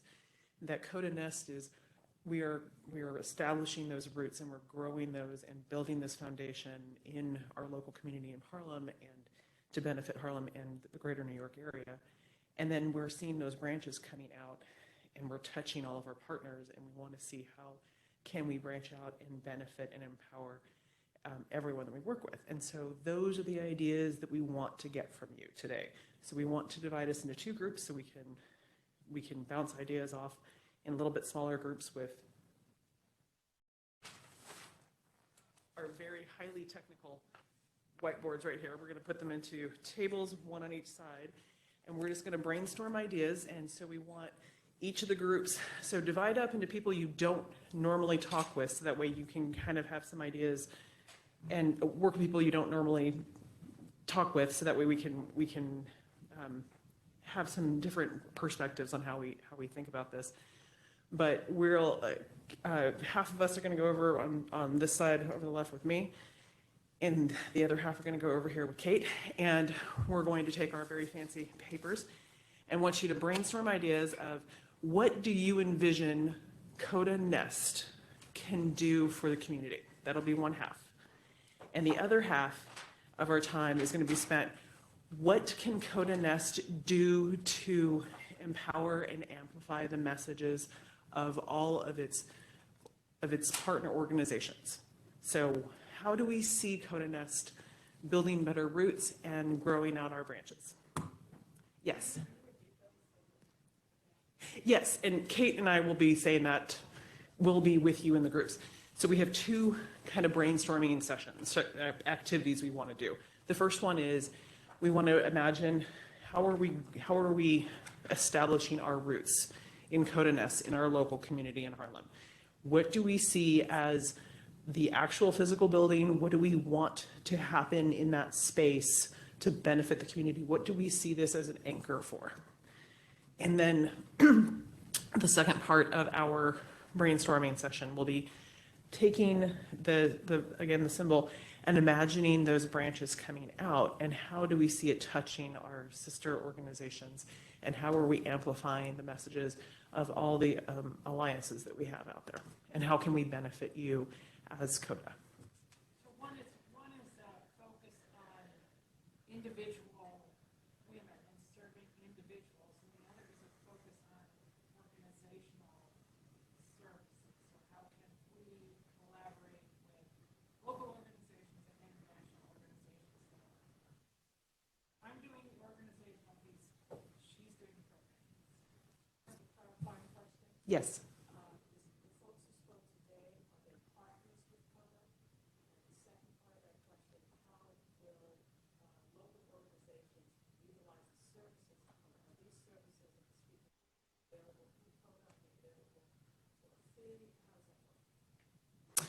Excellent question. I don't know the exact parameters. I will say everybody that did speak today is not, they are partners with Kota. They're not like part of the staff or anything at Kota. That these are all partners that we have found benefit and their expertise in their areas.